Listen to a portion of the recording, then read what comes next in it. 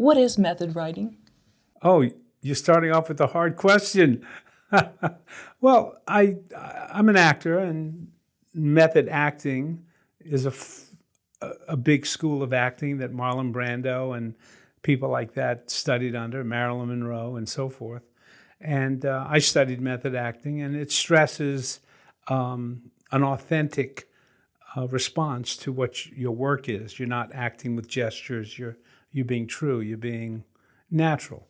And I was teaching writing, in which I thought I wanted writers not to worry about the technique or the style to begin with, but to get in touch with their center, their true voice. So I called it method writing, like method acting, method writing. And that was the basic idea. Method writing is a much more complicated methodology of learning to write from your deep truth. And there are a lot of other techniques I teach that are about cinematic images. So in a sense, you're making a movie in the reader's head. So there's other things you have to know how to do. But the core of it, just like with acting, is to be centered and to be true. So method writing references method acting. How easy is that for someone? Do we think that we're being true, and in actuality, we're actually putting on airs, and the audience can see that, and they can see it in our writing? Well, if it was easy to do that, there would be everybody would be acting. It's not easy to do that. That's why people take acting classes. I always ask people, what do you learn? What's the first thing you learn to do in an acting class? And the answer is how not to act, how not to look like you're acting. Because if you've ever been to a play, there's always some guy that's overacting, and you sense it right away. And as soon as you see the person acting, you're pulled back from the reality of the play. Now, of course, the play's not real. You know it's a play. But while you're watching it, you want to have the feeling that it's real. Matter of fact, instead of saying you believe it, the theater expression is you suspend your disbelief. Because you know it's not Hamlet. You know these are actors. But what you want to create is the feeling of verisimilitude, truth, so that the people in the audience for that hour and a half, 2 hours, can suspend their disbelief and fall into it. Well, if you have an actor overacting, you know right away that they're an actor and you can't get into it. That's why people study acting, to learn how not to act, to learn how to be natural, because it's very easy to be natural in your home when you're sitting there smoking a cigar and drinking a beer. But let's say you be natural on a stage with 500 people out there and, lights hitting you from above, or in a movie where there's a camera looking right at your eye, and there's the guy with the sound boom and, 20 people around you. Let's see you relax and be real in that situation. And that takes training.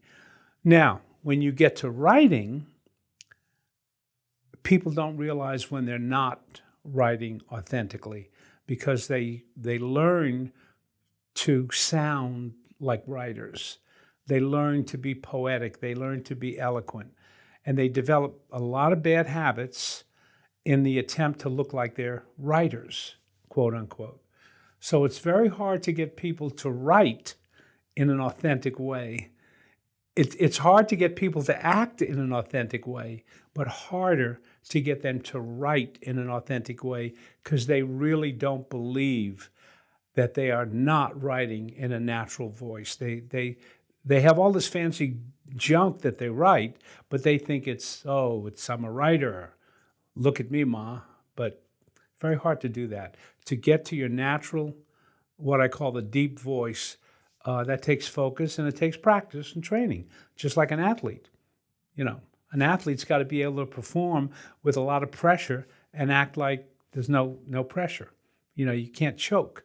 So it's the same with writing. You're doing something that's unnatural. You're right. If I were writing a shopping list, I wouldn't be uptight. But all of a sudden, I'm writing my great American novel or my great poem. And, I'm suddenly going to be, oh, I'm a poet, blah, blah, blah. I'm a writer, blah, blah, blah. And you start to push. So it's very hard to let go of that and just be real and be authentic. And it takes training. Is it hard to write a good story? Is it hard to write a good story? Um, no, it's not hard to write a good story. It's hard to write a great story. And the only way you're going to write a great story is to be willing to write a shitty story. When you try to write a good story, you're in big trouble. Just like with acting. When you try to be acting, you're in trouble.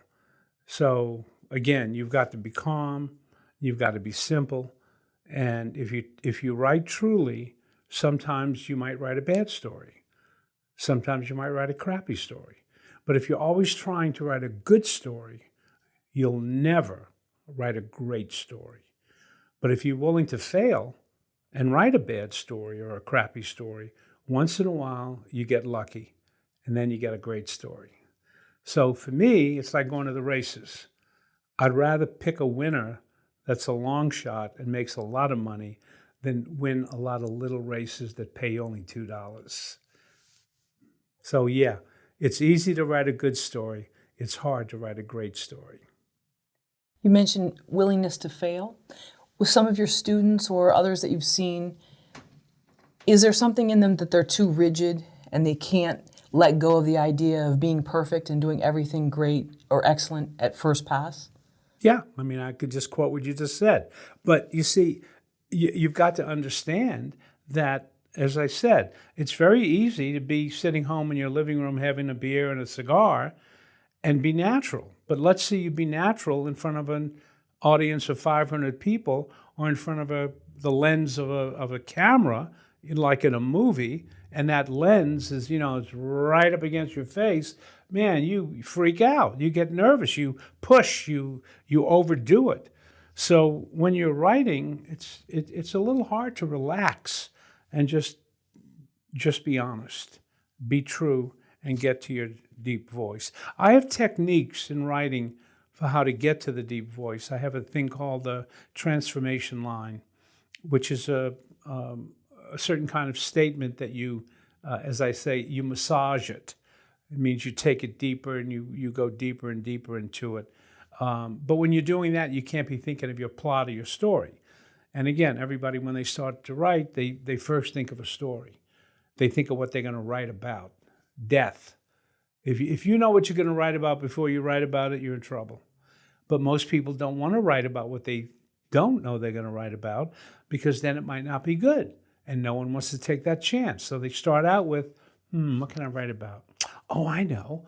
I'll write about that time my grandfather slipped and fell off the roof into the fish pond. Yeah, that'll make a good story. And then they start to write what they think is a good story, instead of just approaching the writing from nothing, a very Zen kind of an idea.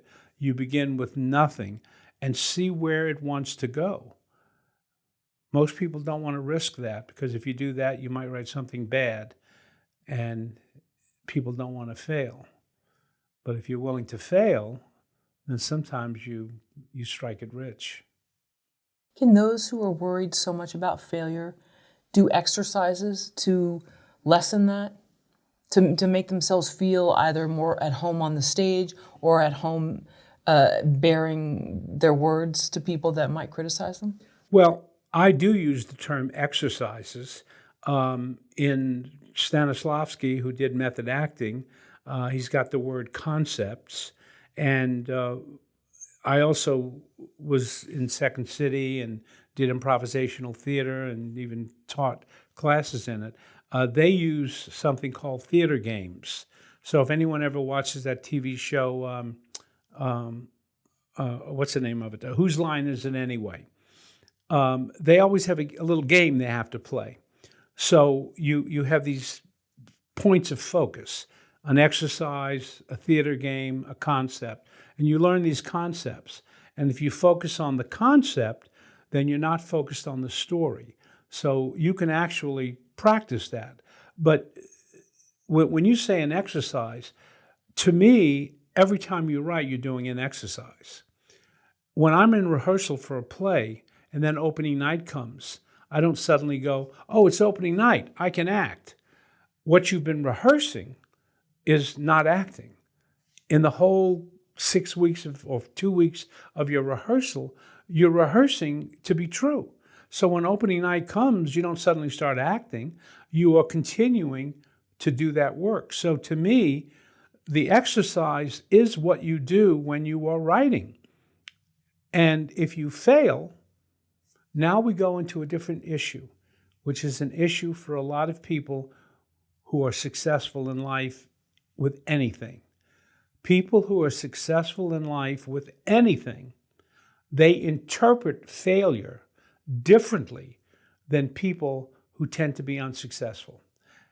When people tend to be unsuccessful, they interpret failure as evidence that they're not good at that.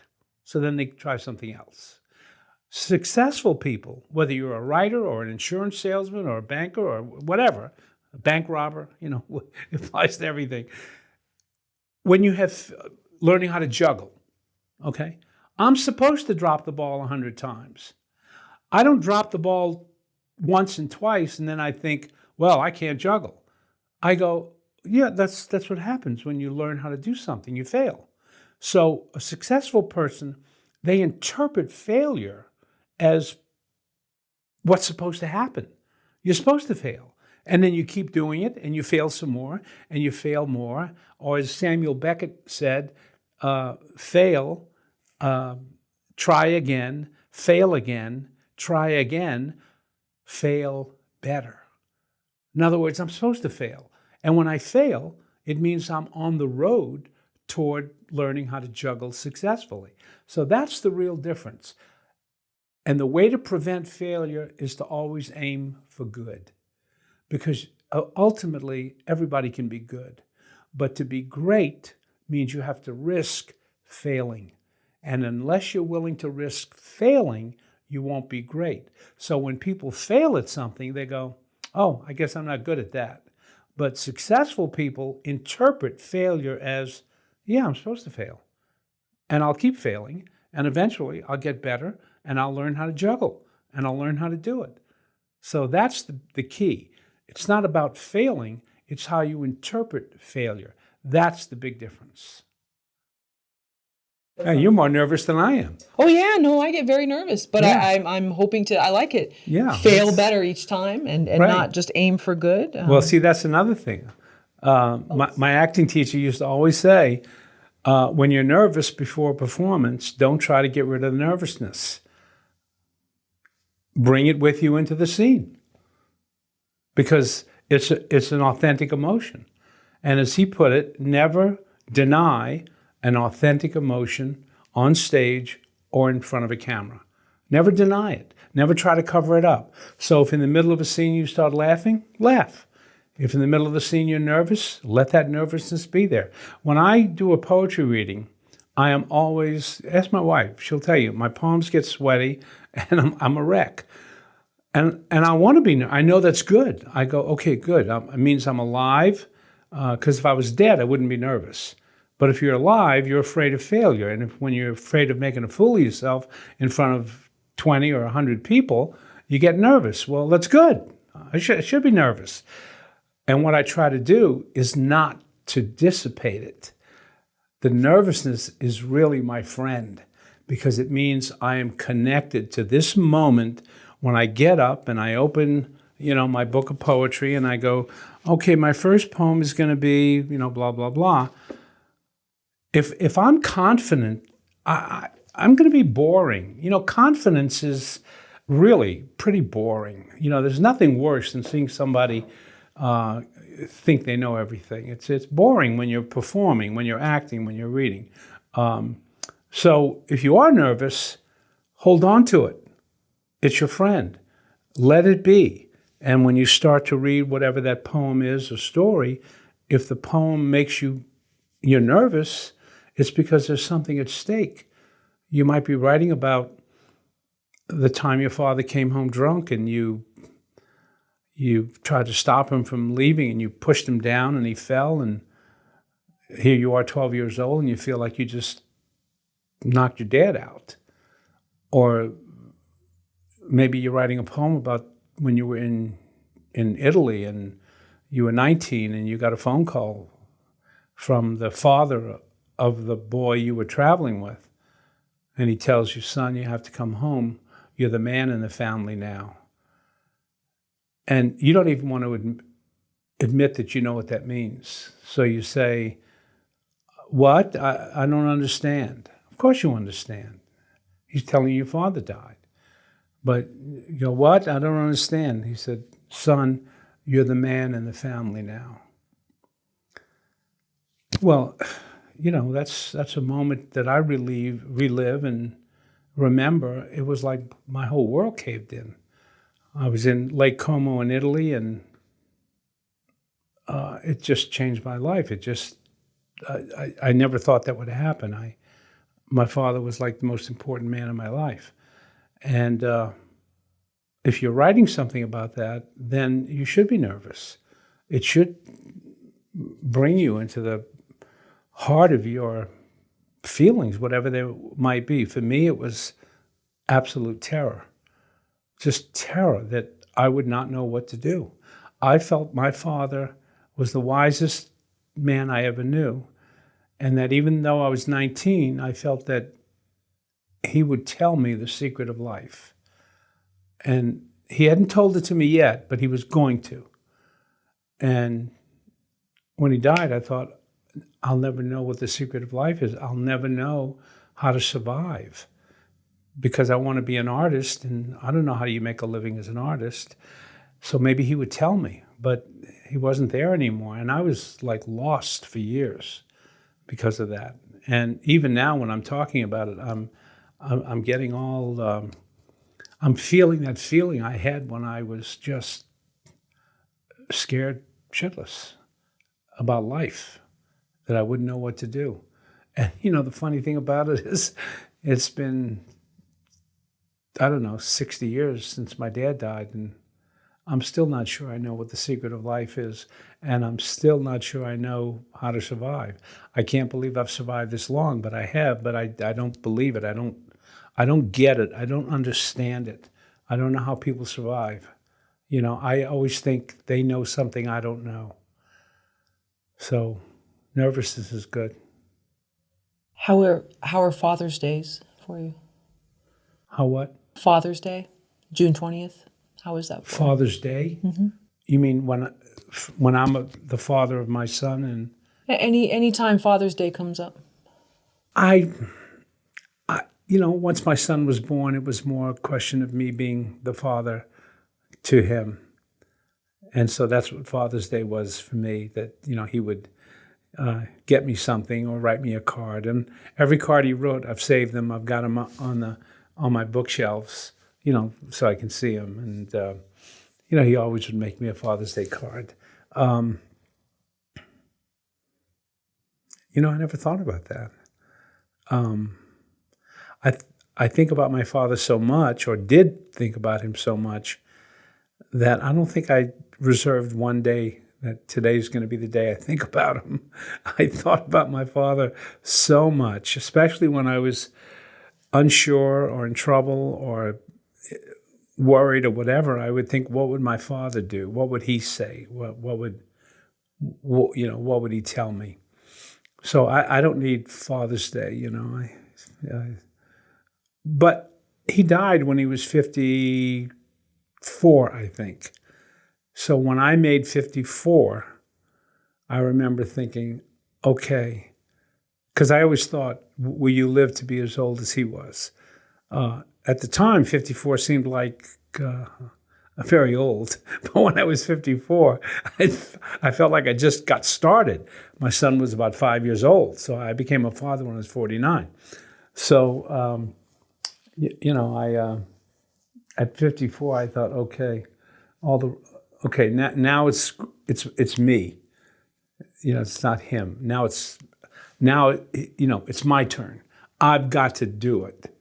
So that was a big year for me when I had turned 54. Was it easy for you to write about this? I've written about my relationship with my father many times in different ways. And my mother, too, who was a kind of a crazy, according to my therapist, a paranoid schizophrenic. So I wrote about my mother, too. But I've written about my father. I've written about being a father when Josh was born, and I would have to go to Safeway and get diapers and Enfamil, the milk, that you drink. So I've written about father issues quite a bit. Bukowski has that great poem about his own father when he goes to his house after his father dies, and he puts on his father's suit, which hangs on him a little loose. The poem is called The Twins, because he looks at himself in the mirror and he thinks, okay, now I'm my father. So we could be twins. So I guess you wrestle with your father one way or the other. Those who've had good fathers, those who had bad fathers. My dad was a wise man, a great man, loved by everyone. He also had a problem. He was an alcoholic and a lot of anxiety in my family growing up. I'm a, quote, adult child of alcoholics. That was the thing.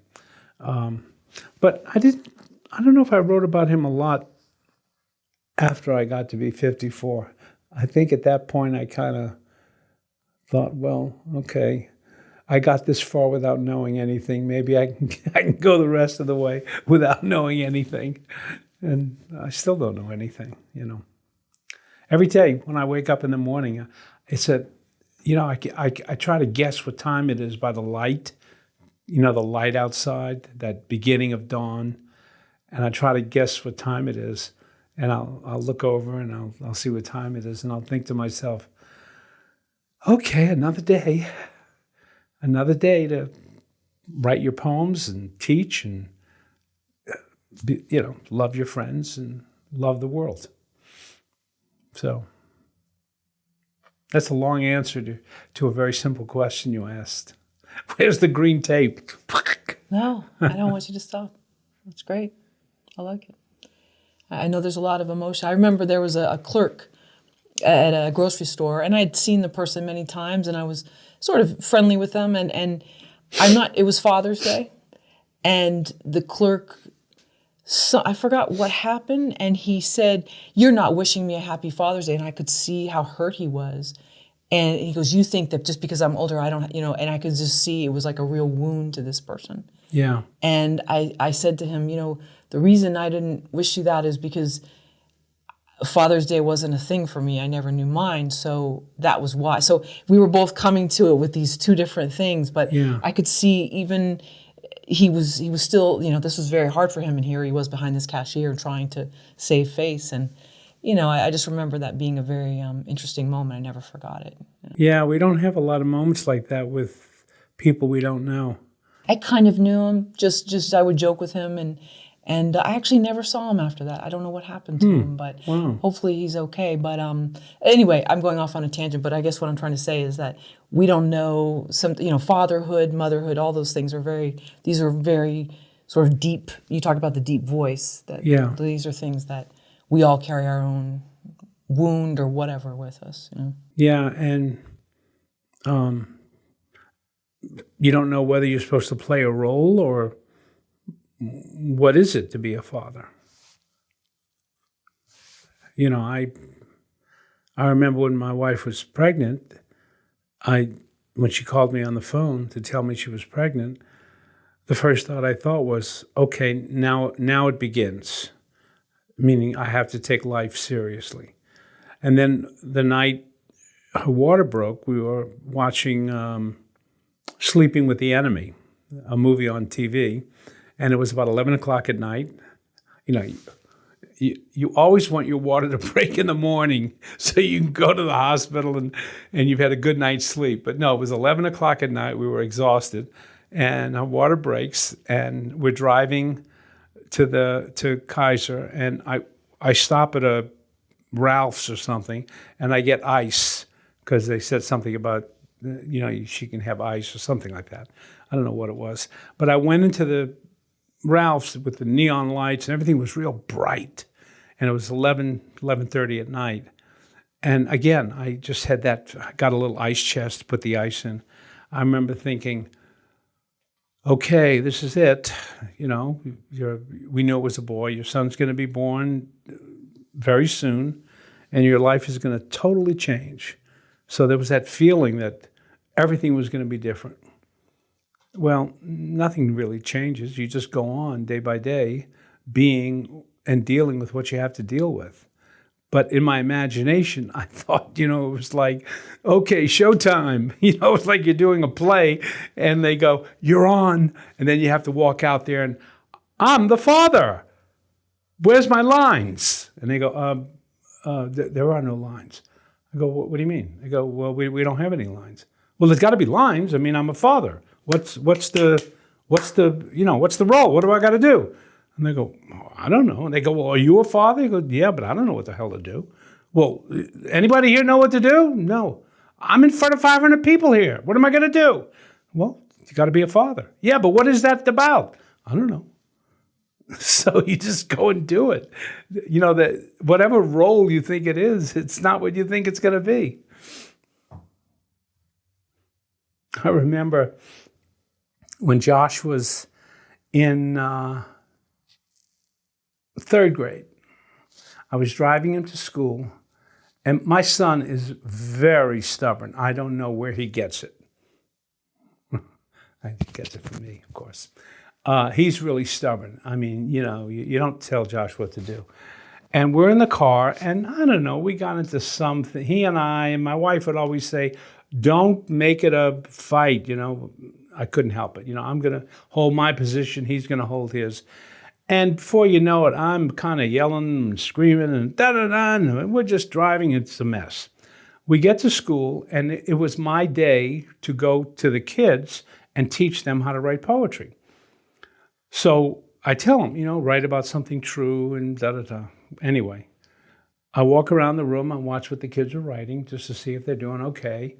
Sometimes a kid maybe doesn't quite know how to get started, and I help him.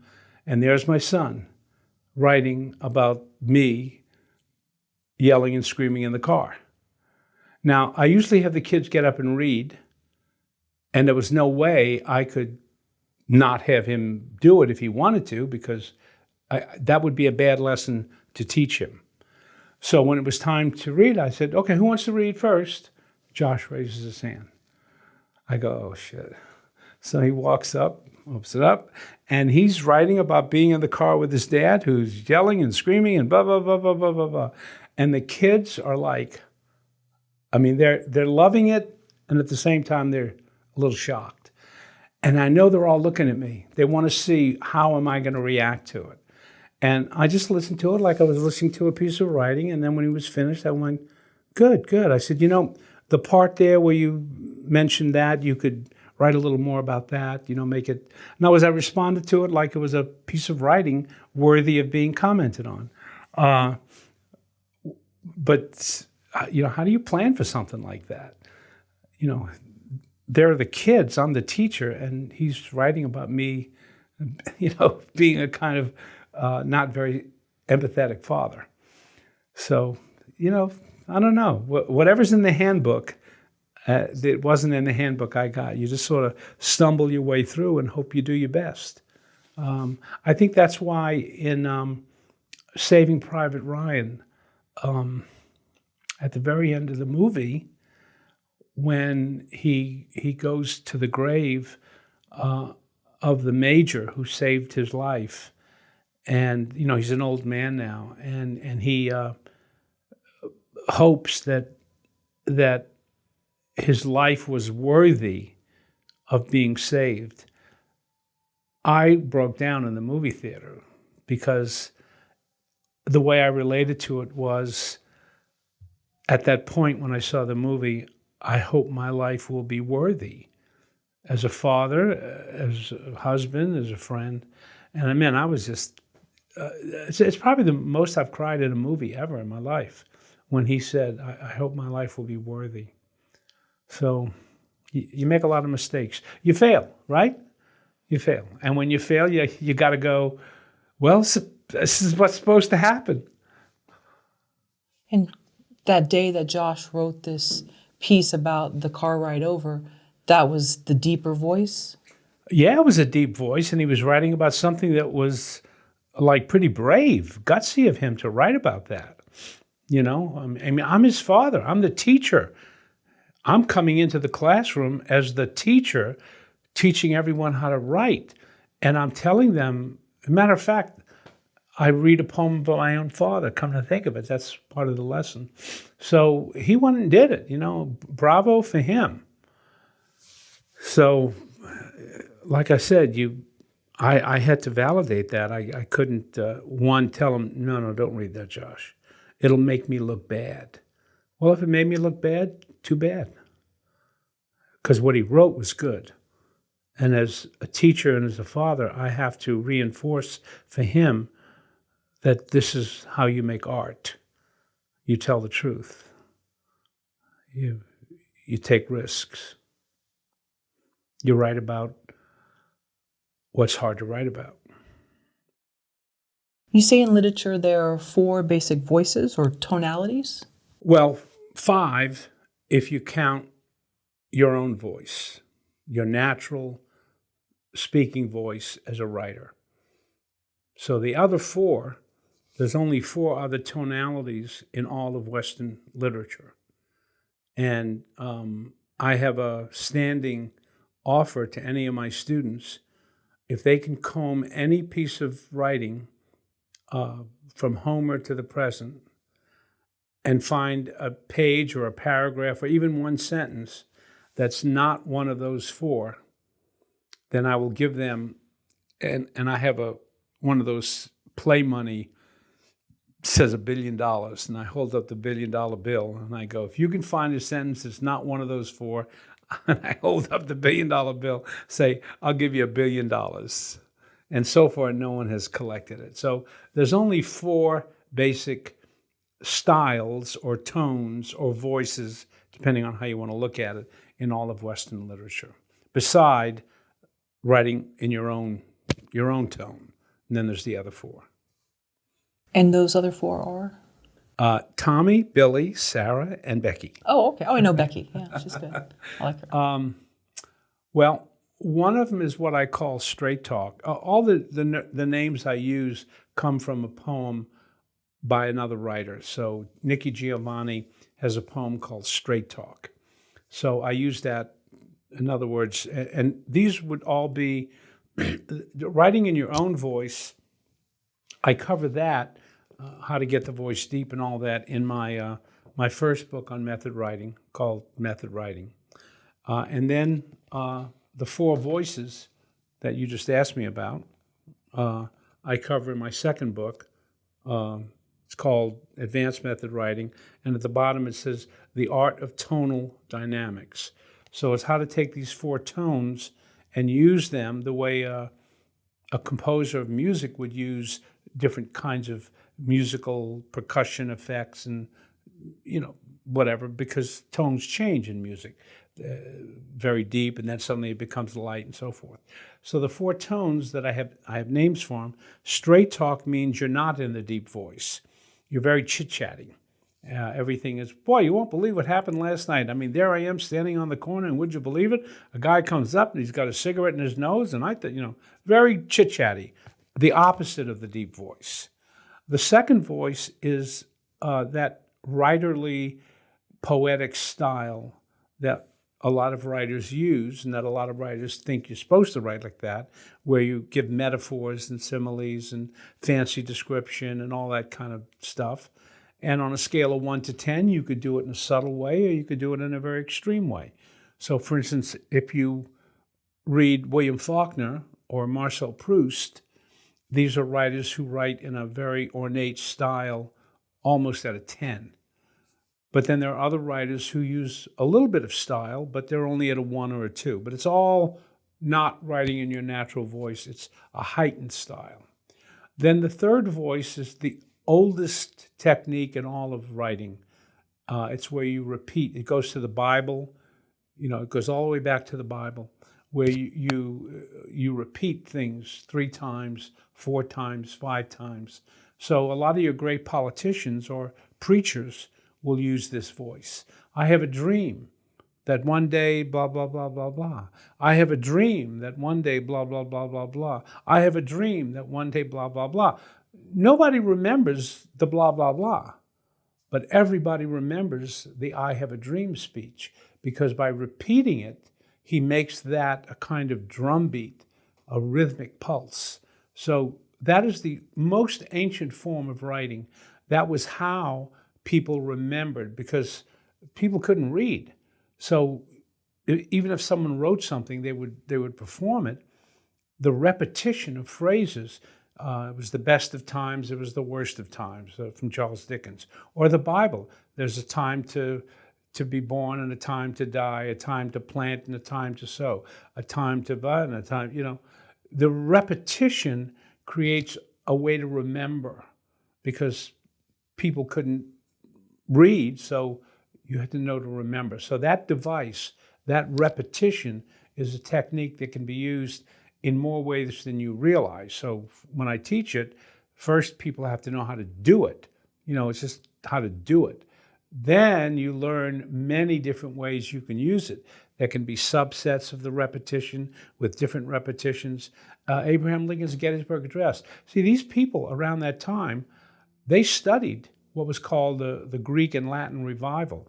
And that was one of the things you studied if you went into politics or into religious preaching, was the repetition. You studied that.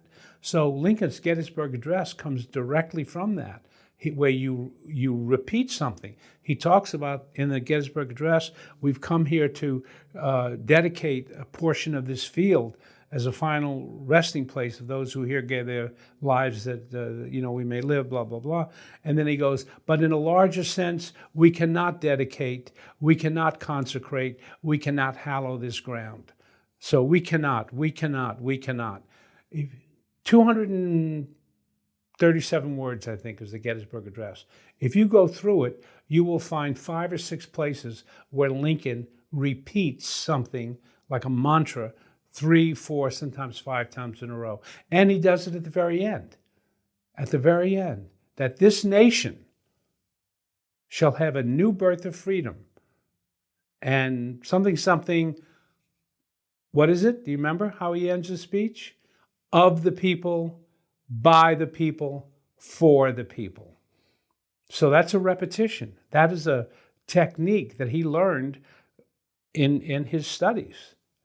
So that's the third voice.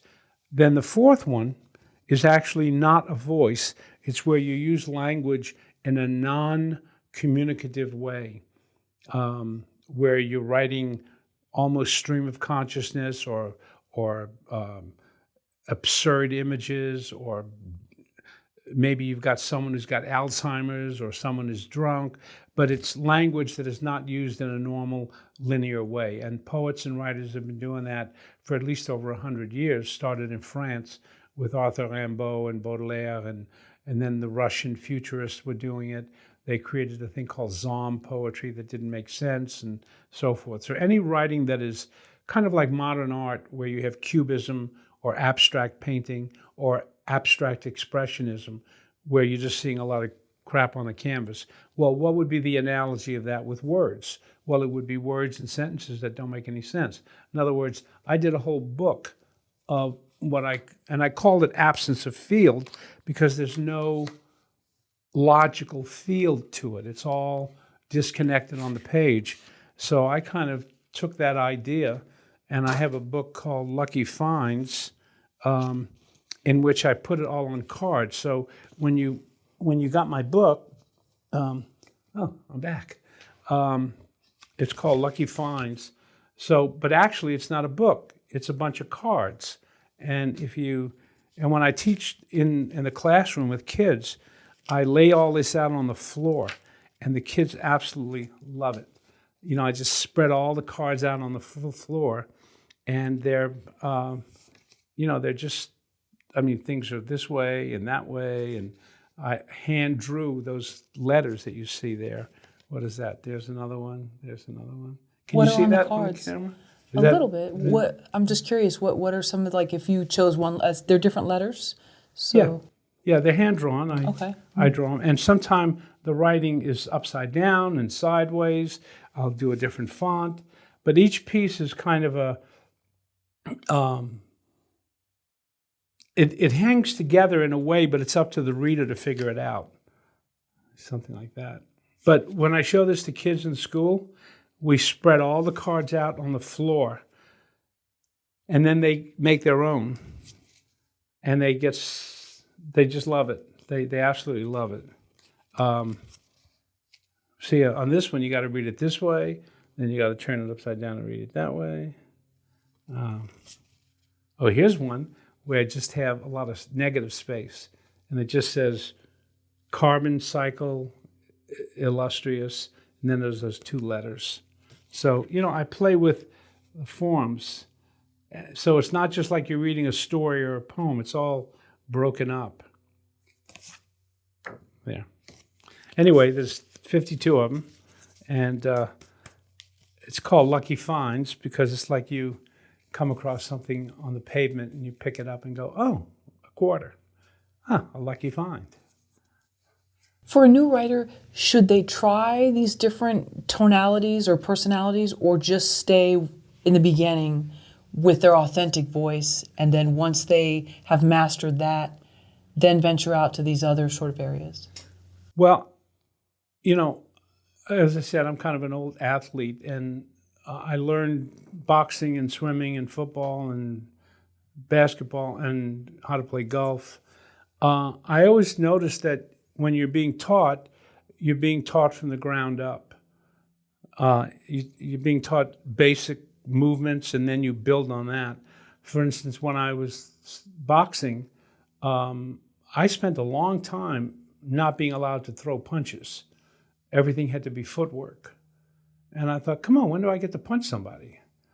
But when you learn footwork, you discover that a punch will have as much strength, not as your power here, but in your legs. And if you are balanced when you throw a punch, and if you are transferring the energy from the legs to the body, you get more power. So everything depends on the legs and the stance. Same with tennis. When you're playing tennis, if your feet are too close together or too far apart, you don't have as much balance or power. So one of the things you learn playing tennis is you learn to run to where the ball is and then plant your feet correctly before you swing.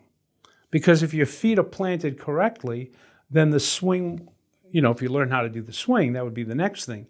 But foundation is very important. So in my first class in method writing, it's all about the voice, how to manipulate the natural voice.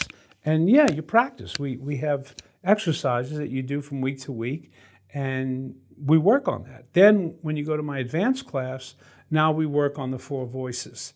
And again, you're practicing.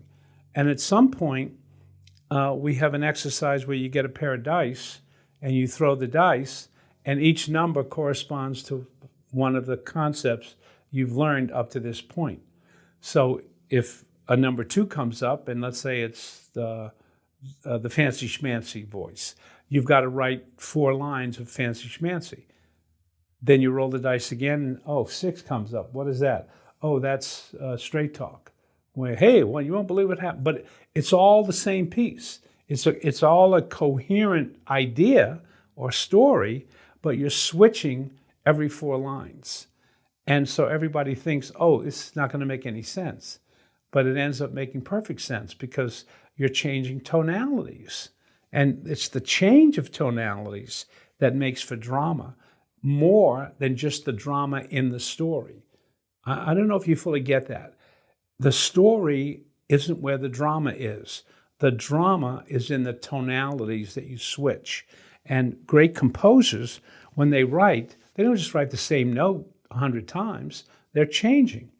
When Beethoven took my class early on, he had written a symphony and he brought it in, and the opening of the symphony went this way.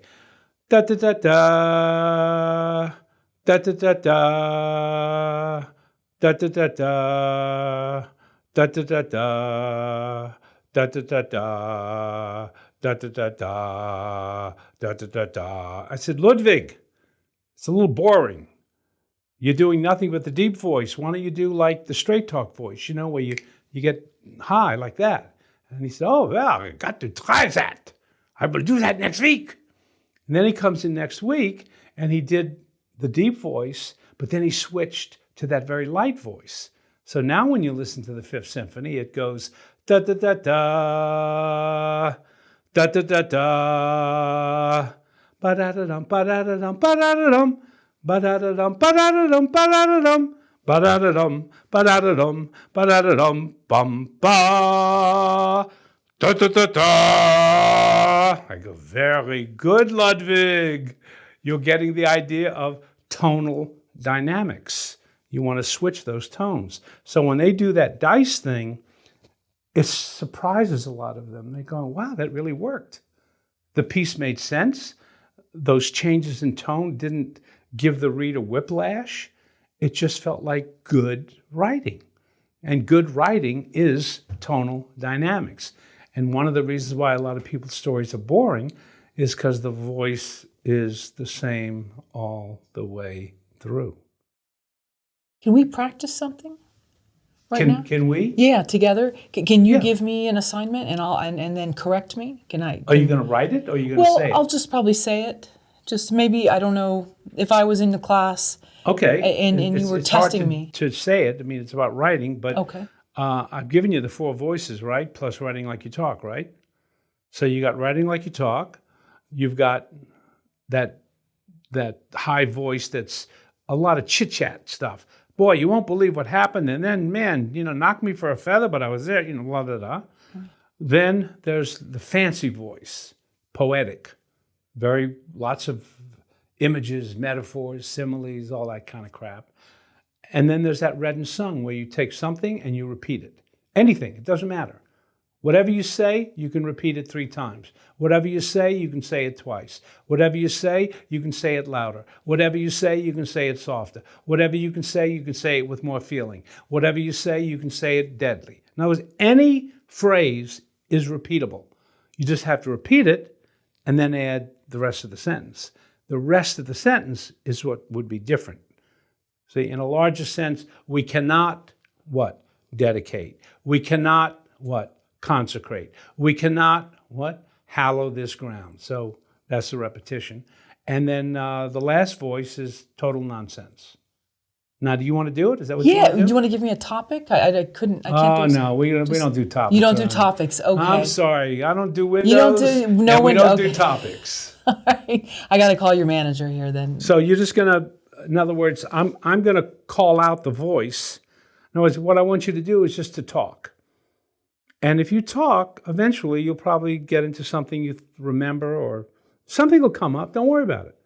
So if you fail, who cares? What are you worried about? Yeah, who cares? However, I will say, if I say straight talk, or if I say lost world, that's fancy schmancy. If I say read and sung, that's the repetitious voice. If I say absence of field, meaning no rhyme or reason, just nonsense. And if I say like you talk, just talk like you talk. Okay? So you'll just start blabbing about anything. Okay. Are you ready? I think so, yeah. Okay. Ready? Go. I'm noticing that food prices are going up a lot. Things seem very expensive, and I'm not quite sure why, but Straight talk. it's really, you're going into the market and I'm noticing $1 increase in what I normally buy. No, you're still talking like you talk. You got to get that high voice. Okay. I went in the market like, God, what am I, crazy? Did I get it? You Okay. got to go up there. Okay. So keep going, straight talk.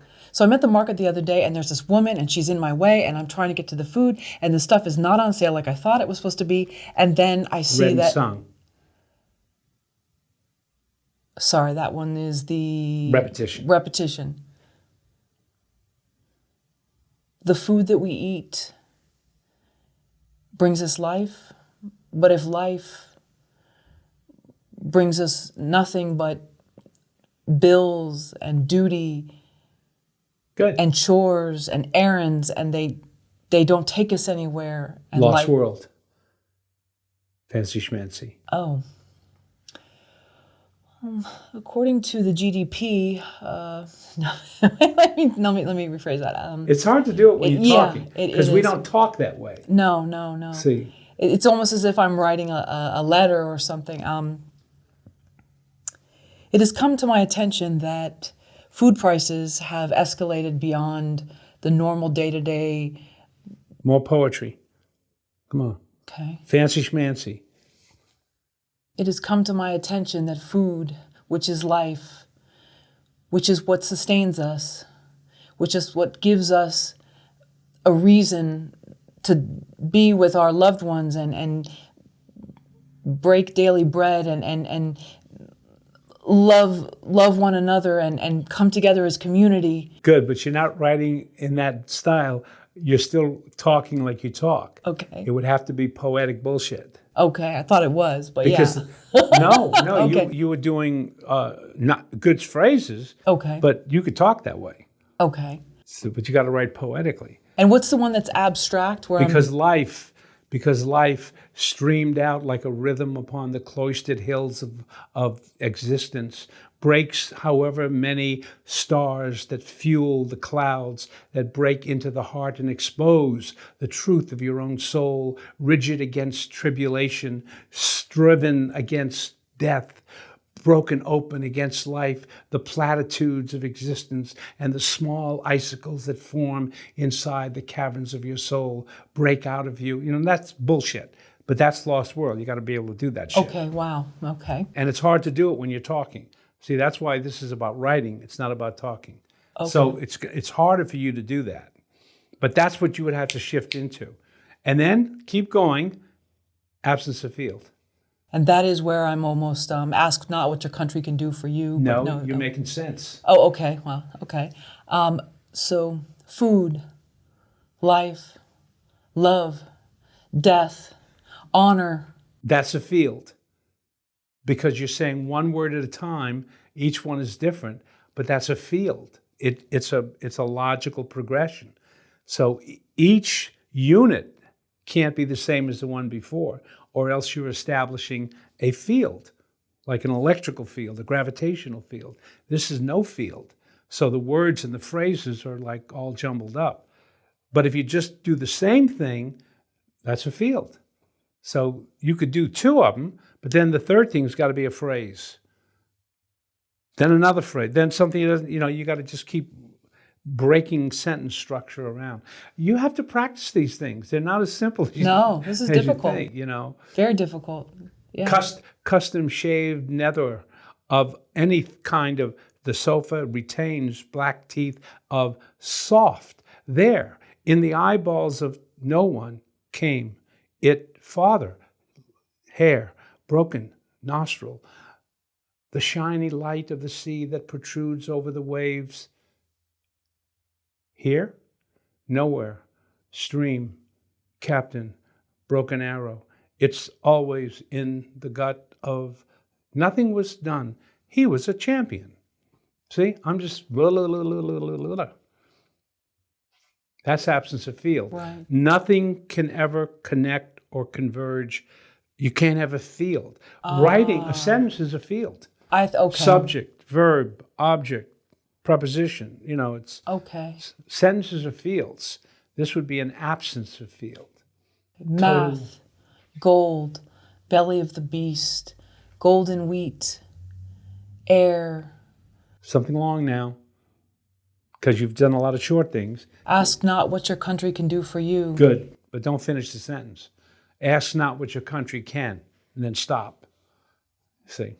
Okay. But that's a technique that's been used in writing in the 20th century by a lot of writers, including James Joyce, the stream of consciousness. And you might do that if you were having a character who was either having a hallucination or they were demented, having dementia, or someone is falling and you're trying to, what it's like to be falling, what goes through a person's mind, not in normal sentences, but everything is colliding because it's all happening in 5 seconds as they're falling. So you could use the technique to someone's drowning. You would use absence of field for that. And so in these 4 other tonalities, not the regular voice, quote unquote, that sharpens the tool, that strengthens the muscle. How does that help? Do you pay attention to how the writer is working, or do you just enjoy the story? Depends on whether I'm playing something or reading something and there are other distractions going on. Okay, what about music? Well, do you listen to any kind of classical music at all? Yes, I have. Mm-hmm. Well, have you ever listened to Bruckner and really paid attention to what Bruckner does compared to, let's say, Brahms? Bruckner is absence of field, a lot. Bruckner's got tonalities and changes that are very mysterious and very sublime, whereas Brahms has got these melodies that roll over, almost like to be read and sung. So if you pay attention to writers, and you pay attention to composers, and you pay attention to almost any kind of art, Picasso, any painter, you will see that they do different things all the time. Yeah, they might have their basic, I'll say, writing in their own voice approach, but they use all these other techniques. The next time you read a book, a good novel, I promise you, you're going to see writing like you in your own voice. You're going to see Lost World, which is poetic, fancy description or something. You're going to see read and sung once in a while. Look, Charles Dickens opens up Tale of Two Cities with, it was the best of times, it was the worst of times. It was the season of this, it was the winter of discontent. You're going to see repetition. You're also going to see absence of field sometime where the work is very stream of consciousness, whether it's James Joyce or Virginia Woolf or Toni Morrison or writers who do that. You're going to see it, but you can't be reading for pleasure. You have to be reading like you're paying attention. I know how to drive a car. I would have no idea how to fix the engine. But a mechanic, he understands how the engine works. And when people look at writing, most people, they don't look under the hood to see what's going on.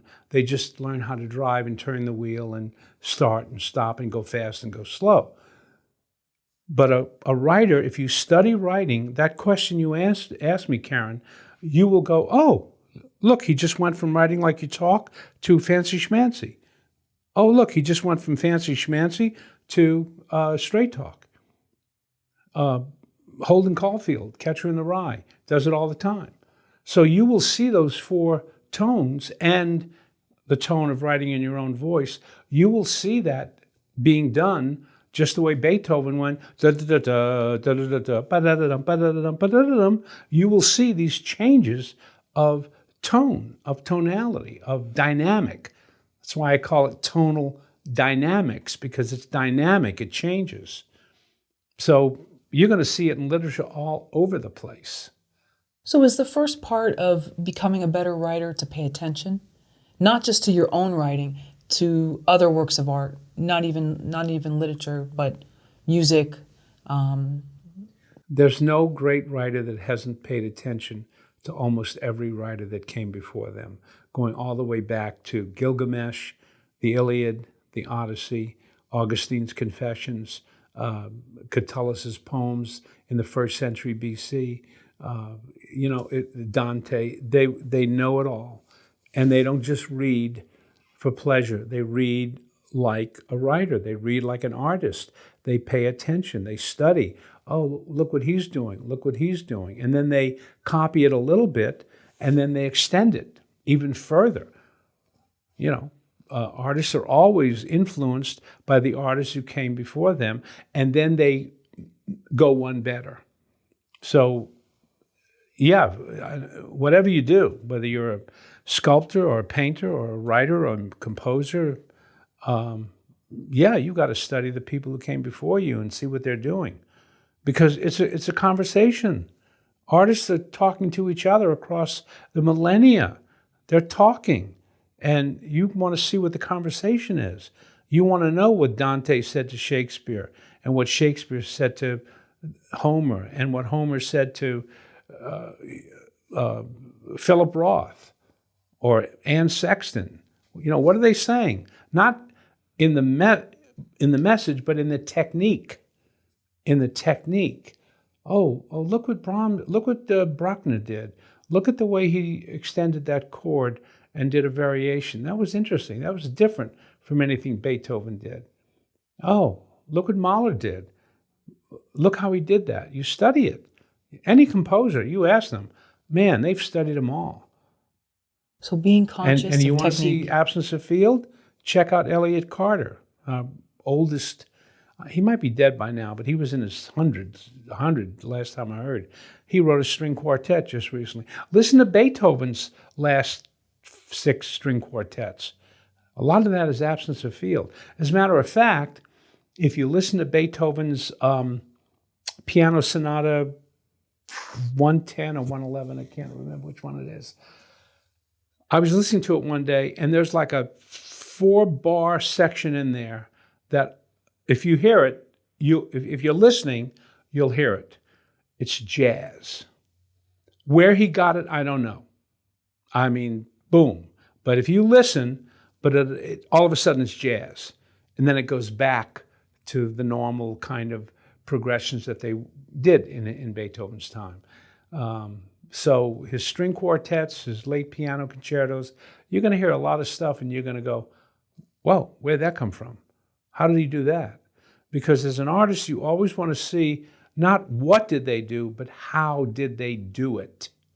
How did they create that? It's not about the plot or the story. It's about the technique. How did they do that? How did they do that? How does a writer know they have written something in their true voice? I think you know what true writing is. You know what it is. I mean, I know when I'm bullshitting. How do you know? You just know. I know it. Actors know it even in the middle of doing it. Actors can be in the middle of a play, and at some moment they can go, uh-oh, I'm bullshitting. And then actors have techniques to get them back grounded. They look at the other actor, they connect with their being, as opposed to acting. So you know when you're bullshitting. Now, with writing, it's not about whether you're not being true. It's about, are you writing sentences that you wouldn't speak? That's the difference between writing in your own voice and writing in those other 4 tones that are not a natural voice. Read and sung, lost world, to be straight talk and absence of field, those are not natural voices. Those are literary. You wouldn't write like that were it not for the fact that we live in a post-literate age. I mean, you read books, so you have learned from school how to write like a writer. You write that way all the time. You use prepositional phrases and participle clauses because it's writing. You put in adjectives and adverbs like you bought a stamp collecting kit full of them and you're using them. You wouldn't do that if it weren't not for writing. If this was a pre-literate society, everything you write would be like you talk because there would be no other way to write. But once you start developing these techniques or styles, then you learn that in school and you mimic that when you write. And when you want to be a writer, you throw in adjectives and adverbs and fancy verbs. You don't say he said, you say he responded. When was the last time you were talking to someone and saying, yeah, and I came home and I asked my brother what he was doing and he responded by saying, but no, you never do that. You say, I said, where did you go last night? And he said, well, I stayed out. And I said, the whole night? And he said, yeah, the whole night. And I said, you're going to get in trouble with mom and dad. And he said, that's how we talk. We don't go, he responded. And then I murmured. And then I averred. And then I retorted. You learn that in school. You wouldn't write that way unless you learned it in school from writing. So you attune yourself to the difference between writing like you talk and writing in a literary way. Just like a musician knows when they hit a flat or a sharp note. They hear it.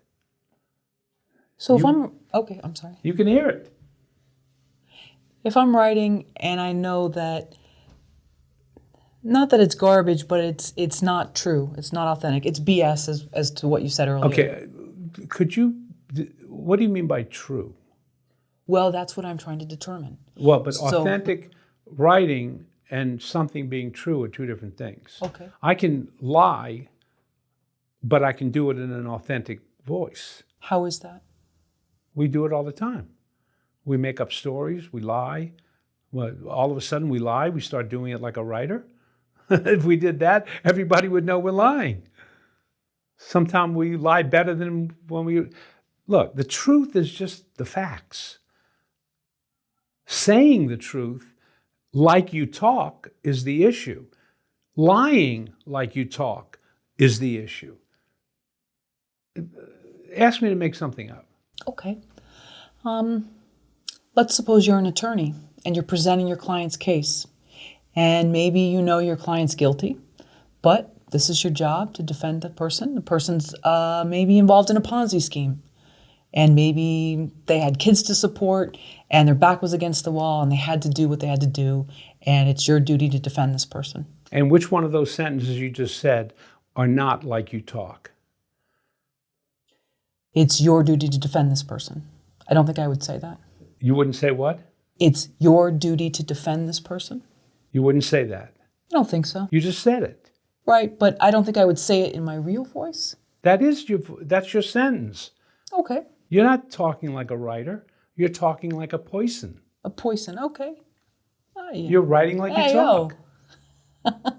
Okay, so then help me out here. So, because we're doing like a little bit of Okay. Okay, so then is that my authentic voice? You can't talk like a writer. You don't know how to do that. But you know how to write like a writer because they're two different things. And it's very hard for someone who thinks that writing fancy is how they talk to say to them, no, don't do that. You wouldn't use that adjective there. You wouldn't use that adverb there if you were just talking. Then people have to, just like with acting, sometimes people are overacting and they don't even know it. Oh, they think they're great, but they're overacting. You can smell it a mile away. So you have to develop what Hemingway called the bullshit detector, where you can know when you're writing an authentic sentence. This doesn't mean it's true. It could be a lie. That's not the issue. The issue is, are you writing, are you acting true? Look, if I'm going to be Hannibal Lecter, I don't eat people's flesh, but I got to act like I do. So it isn't about what the story is about. It's about my ability as an actor to look real. Whether I'm talking about eating flesh or talking about eating a ribeye steak. I still got to be talking and performing like what I'm doing is true. So when I write something that's a lie, I still got to write it in my natural voice. And if I don't, I should know how to do that and do it on purpose. But that's writing. It's very hard for people to talk like in poetic form, or it's very hard. We're not trained that way. Gore Vidal and maybe William Buckley could do it. You know, they could pontificate. The American economy, such as it was labeled during the time of Lincoln, when unbeknownst to both of them, the forces of capitalism had somehow merged with socialism, had therefore, even though people were not aware of it, catapultized itself in such a way that the proclivities of those who traded in the market absconded with whatever kinds of dough, we might say, that they could lay their hands on, if you know what I mean. See, that's William Buckley. Nobody talks that way. That's Buckley or Gore Vidal. They know how to speak like that. If I'm a defense lawyer in front of a jury, I'm going to talk naturally. I'm not going to talk like a professor of English.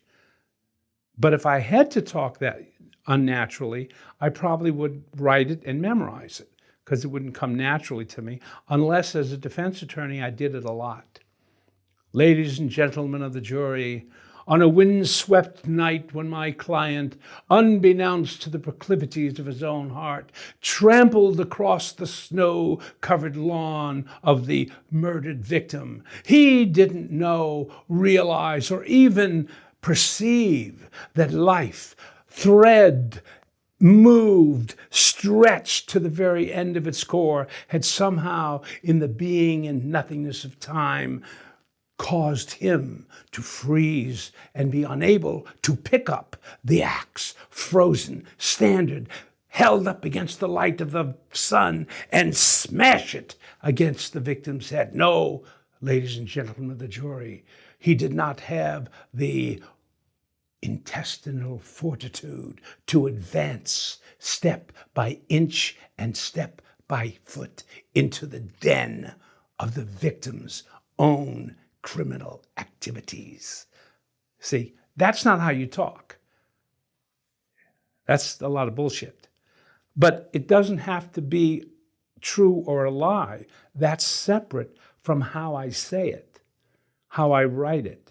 You either write the way a person talks or you write in a literary style, and you have to know the difference between the two, and you have to know when to do one and when to do the other. Just like a good actor sometimes knows when to act. Sometimes you have to act. You're being natural, and then all of a sudden you take a line and you go, I'm going to do this like Shakespeare. Now, have you ever seen the movie, I think it's called Network? Do you know? Do you know the scene? Do you know the scene where it's in the newsroom? He brings him into that room, Mr. Beale, and he tells him that what he's doing he can't do anymore because he's really upsetting the whole business structure of television and money and all that stuff. So they go into that room where there's a long table and there's those green lights that they use in boardrooms. And he brings him in and he sits him down at one end of the ring, and then he goes to the other end. And then the lines he has is, Mr. Beale, you have tampered with the forces of nature. Okay? Now, Ed Beatty made a decision. I'm going to say this line like you might say it in Shakespeare, not the way a person would talk. Now, the line is written as it's written, but an actor has to interpret it. That's different from a writer writing something in a forced literary way. So here's an actor who's being natural, and then suddenly he becomes very Shakespearean. Now, I will do the scene for you. He says, Mr. Beale, have a seat. Would you like a glass of water? Okay, I just a couple of things I want to go over with you. He walks right on. Mr. Beale, you have tampered with the forces of nature. You see, Mr. Beale, the economy is a small thing, and when you tell people that, say, so he switched from talking in a natural voice to a kind of a Shakespearean big kind of thing. Well, writers can do that too. They can be writing in a natural sentence structure, and then they can shift into something poetic. And it might only be for one sentence because they want to kind of give something extra to the moment. And they know how to do that. So the acting analogy I gave you, it's an acting analogy. The writing analogy would be speaking in a normal way, and then all of a sudden you're getting very poetic, and then writing it that way. And you have to know the difference. You know, and as Hemingway said, you have a built-in detector that can tell when you're doing it inadvertently. If you do it, you want to do it on purpose. And you want to know how to write in that fancy style, and you want to know how to write in a very simple way. When Falstaff in Henry IV Part 2 sees Prince Hal, who's now the king, and when the King Henry IV was just the prince, and he hung out with Falstaff, who's a rogue and a thief and a big buffoonish comic character. Once he becomes king, Falstaff is so excited. He tells all his minions, now that he's king, he's going to call me into the castle, and I'm going to have a job, and I'm going to make a lot of money. And Falstaff is thinking how he's going to be able to steal money and all that sort of stuff. And then the scene comes where the coronation comes, and Hal is walking down, with the coronation, and Falstaff is in the crowd, and he rushes out, and he says, "Hal, my boy, my prince." And he was expecting Hal to look at him and say, "Falstaff, oh, come," the whole thing. But Hal is now king. And Hal, as king, Henry IV, must renounce everything that Falstaff stood for to be a good king. That's what Shakespeare was writing about. What does it take to be a good king? You've got to be a man of the people, but you also have to know how to be a king. So Falstaff says, and Falstaff is the richest, probably the most loved character in all of Shakespeare, because he's funny and he's very human, and we see how he's full of shit. So we love him. Great actors play Falstaff. He goes, "Prince, my boy." And he opens his arms, and Hal looks at him and he says, "I know thee not, old man. Fall to thy knees. Presume not that I am the thing that I was." Whew. That is pretty powerful. And except for the thee, it's writing like you talk. You talk about Shakespeare. "I know thee not, old man. Presume not I am the thing I was. Fall to your knees." It's writing like you talk. And Shakespeare knows how to write like you talk, and he also knows how to write poetically. And if you go through Shakespeare's plays, you can see the differences and the changes, even with Absence of Field. When King Lear is on the heath going mad, blow winds, crack your cheeks, and he goes crazy. Some of that speech is nonsense. It makes no sense because King Lear is losing his mind. He's going crazy. And Shakespeare uses a little bit of Absence of Field there. So all these techniques are used by writers, but if you didn't know to look for them, you wouldn't notice them. But if you know what you're looking for, you will notice them. Even straight talk. When would you say all of a sudden, "Well, anyway"? When you We do that when we talk all the time. Yeah. Yeah, when I was 19, my father died, and I had to come home, and we had to bury him. Anyway, so how have you been? What's going on? I mean, hey, tell me a little bit of something about your life, Haven't seen you in 20 years. We do that in life. We can be deep and authentic, and then all of a sudden we start talking with that jibber-jabber way. Well, to be or not to be, that is the question. Whether 'tis nobler in the mind to suffer the slings and arrows of outrageous fortune, or to take arms against your sea of troubles and by opposing in them, to die, to sleep, perchance to dream. Aye, there's the rub. That's straight talk. There's the trick. You start doing that, and the next thing you know, you're out on your ass. That's basically what Shakespeare does there. There's the rub. And why does he do it? He does it because he knows that if you don't have changes of tone, it gets boring. Da da da da da da da da da da da da da. It's boring. So to die, to sleep, perchance to dream. There's the rub. For in the sleep of death, what dreams may come when we have shuffled off this mortal coil must give us pause. Because there's the rub. And then he starts getting deep again. And he starts getting deep again. And he does straight talk a little bit later on when he figures out, how he's going to get the king. So Shakespeare does that all the time. Little switches. He goes from writing like you talk to the deep, the lost world voice, that fancy voice. Man, he can do poetic stuff like he was born doing that. And he will go to straight talk. And sometimes even Absence of Field, when he's got a character who's just spouting out nonsense because they're going mad or because they are a con man. Maybe they're a con man and they're kind of flummoxing you with jibber jabber. Shakespeare does all that, and he knows he's doing it. Go ahead. We'll just wait. Wiping my glasses. Yeah, here. we'll just wait. And then here's a good joke I'll show you. You ready? Uh-huh. Oh, excuse me. Oops, oop. I do that in I'm reality. doing that for my students Oh, because I okay. do that in class all the time. I'll be going, well, excuse me. See, that's tonal dynamics too. When you're pontificating, sometimes you got to know when to change the tone, or else people get bored.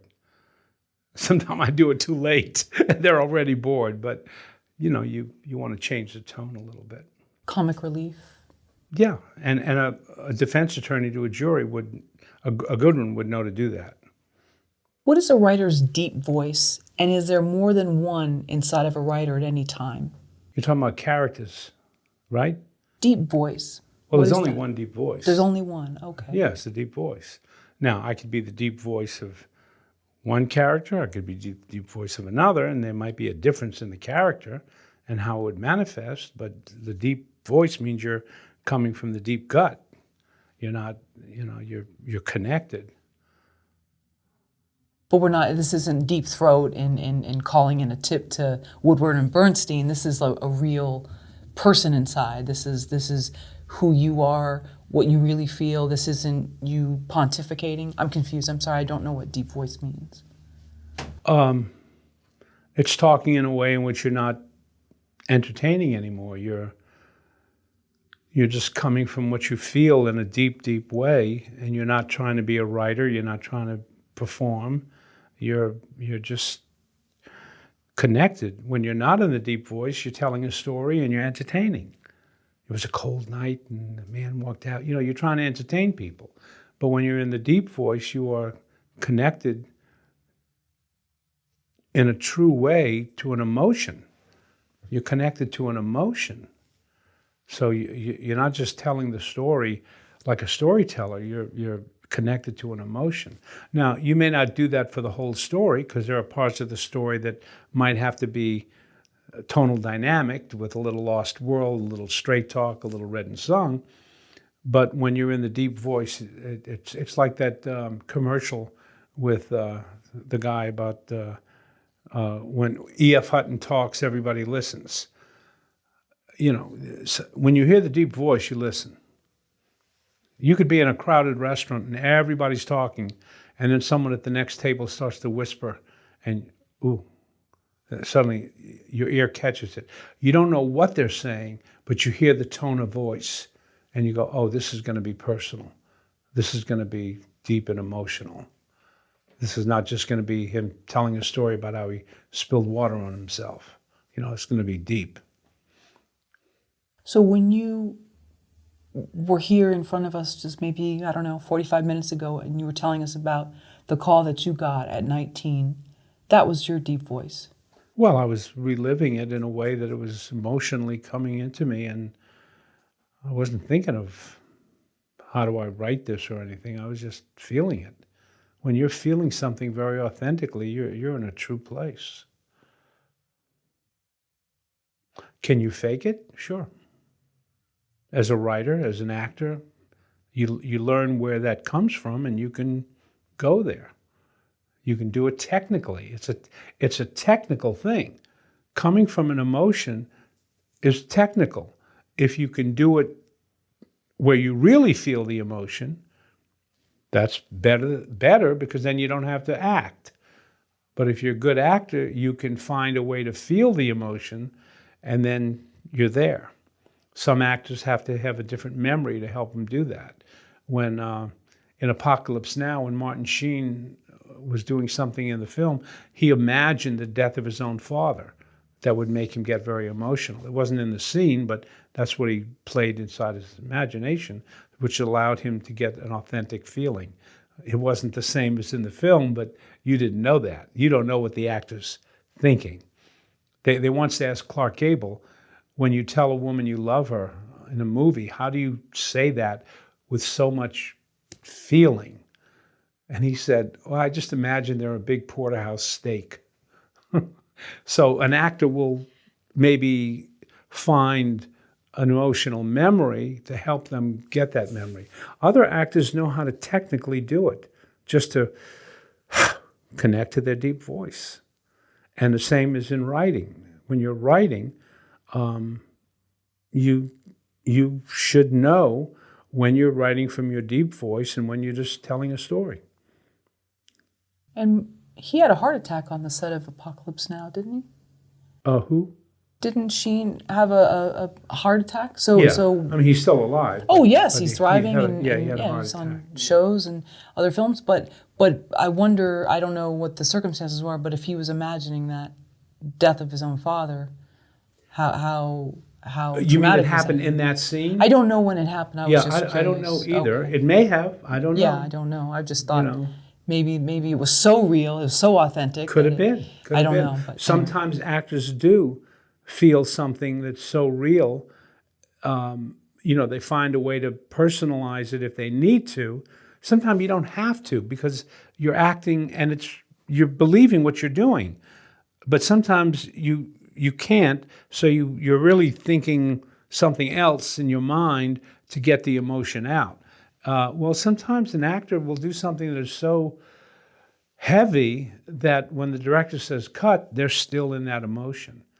So I'm not disputing whether he had a heart attack or not. Maybe he did.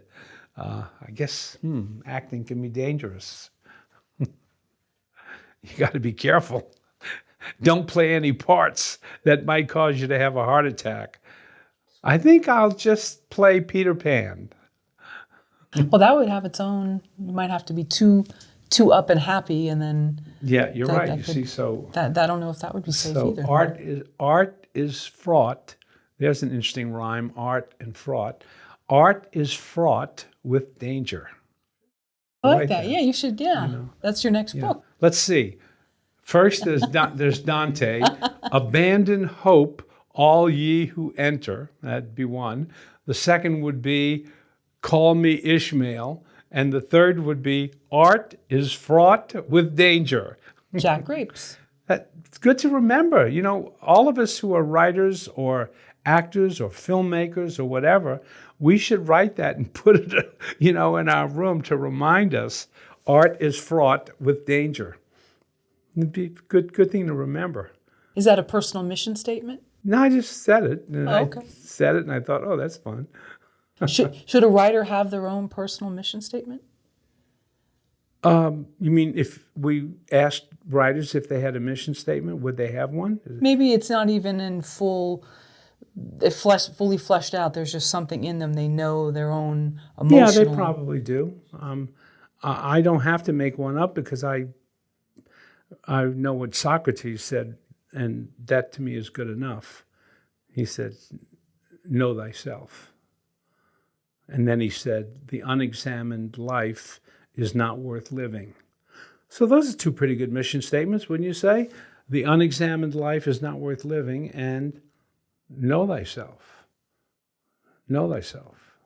Do people still live an unexamined life in this day and age? Well, we all, to some extent. I mean, if I examined my life totally, I'd be writhing on the floor in agony. But, I think you can, I've been in therapy. I think a lot of people have had therapy, or they've read books on spirituality, or whatever, gone on retreats and meditations and whatnot. And I'm sure people have examined their life to some extent, of course.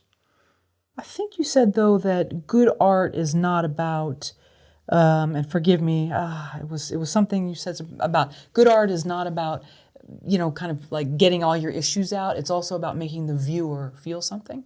And forgive me, I'm... No, that's true. You're building a chair so people can sit in it. I mean, I can be as creative as I want about making a chair. I know my wife got a chair the other day that she really liked, and we sat in it. It looked great. She loved the way it looked, and she said, "Oh, I'm going to put that in my office," and blah blah blah. And one day I sat in it, and I went, "Boy, this chair's really uncomfortable." So, the artist, on some level, they're making something that they hope will touch or astound or shock the viewer. I mean, on one level, you're doing it for yourself. you're exploring your own technical materials. If you're a painter, if you're a writer, you're a sculptor. A good friend of mine who's a poet and a sculptress, she began experimenting with cardboard and made the most amazing things. But a lot of times she's just exploring the materials. What if I do this with the cardboard and I bend it this way and I glue it this way? You're experimenting with the material. Same with a writer. And other times, perhaps you do care about what the viewer will think or get from it. If you write a story or a poem or something, you're saying, okay, what I wrote, it came out of me, but it could be clearer. I don't think my reader's going to get it 100%. So what do I need to add or cut to make it work better? Because a piece of writing works. A piece of writing is like a machine. It works. You get a machine from the hardware store and you plug it in and it doesn't work, you take it back. It might look good. All the parts are put together the right way, but something's wrong. It's not working. And then you bring it and they go, oh, there's a washer here that needs to be put here. Well, same thing with a piece of writing or a poem. I'll go, oh, that image there is not clear. If the image is not clear, then there's no payoff at the end. So I've got to make that image clear, and then the reader will get it when I get to the end. So you're trying to figure out whether it's a novel or a story or a poem or a play or a screenplay, whatever, is it working here in this spot? So when you edit, you're not always just correcting grammar and punctuation. You're thinking of it as a device that has to do something to the viewer or the reader. So, something's not working here. What is it? What do I have to do? Do I have to cut something, add something? Maybe move this over here. Oh, sometime when someone reads a poem in my class, I will say to them, read it backwards. Not word for word, but line for line. And it works better backwards because when we write, it can work either way. We go from an idea to something specific, or we start with something specific, and as we develop the poem, we come into possession of a big idea. And sometimes it works better when you go from the idea to the specific, and sometimes it works better when you go from the specific to an idea. So someone will read something to me and I'll go, oh, okay, they started with an idea and then they got specific.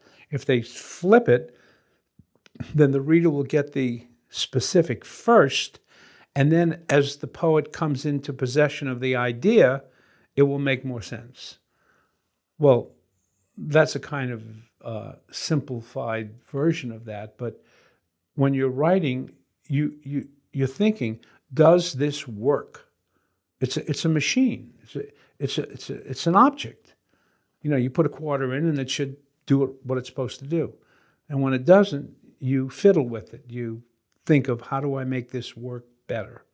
And, there's an old saying, writing is rewriting. So first drafts are usually, that's all, they're first drafts. I've never written anything that didn't go through more than one draft. In other words, I've never written anything that was perfect the first time out. Now you're supposed to ask me why. Well, okay. I was actually thinking about, you said the ending scene of Saving Private Ryan was very emotional to you. Yeah. So do you think that scene meant different things to different people? Well, you can't know how something is going to affect someone. People can be affected by something 100 different ways. All you can do as an artist or a writer is to make a good guess and say, in order for this scene to work, the line has to be different, or I need to put the line over here, or I need to cut the line and say it this way. You can only guess. You can only imagine, and ultimately, you are satisfying yourself. You're saying, this works for me, so hopefully it'll work for others. Now, with the first draft, you had said something previously. I said that I've never written a perfect first draft. Well, there was also something you said in another And you were interview. supposed to say, Okay, but why that's is not that? what I'm actually going to say, though. So what I I'm going know, to say is but I something won't about give genius. you the answer if you don't ask the question. How about I ask the question afterwards? You can ask it anytime you Let me want. ask the question about genius. You had talked about genius. I know what you're referring to. Oh, you do? Okay. Yeah. What is it? What am I? I talk about the accidents of genius. Yes, thank you. Right. Everyone has genius in them. They just don't know what it is. What they do know is their talent. And your talent will never produce anything great. It will only produce something that's good. Your genius is what is capable of creating something great. But because we rely on our talent, we often never get to our genius, because talent is the obstacle to genius. It's when you don't know what you're doing sometime. It's when you are falling and you're just at the mercy of the gods, that your genius wakes up and says, this looks like a job for genius man. And genius comes through and you do something and it's amazing. And what do you think of the two things someone says whether it's a painting or a story or a poem or whatever, when they get something that's utterly amazing, what do you think of the two things they say to themselves? It's crap. No, they know it's great. Oh, I see. Okay. What do you think they say to themselves? I'm a genius. I'm amazing. No, that's not what they say. Okay. Have you ever had that experience where you did something and you go, oh, fuck? I thought it just a minute ago. Yeah. Yeah, okay. And I guess what do you say to yourself? I thought I was going to ask a brilliant question, and then I realized that it wasn't. No, you asked a different question. Sure. I wanted you to ask the question, why? Okay. That's all.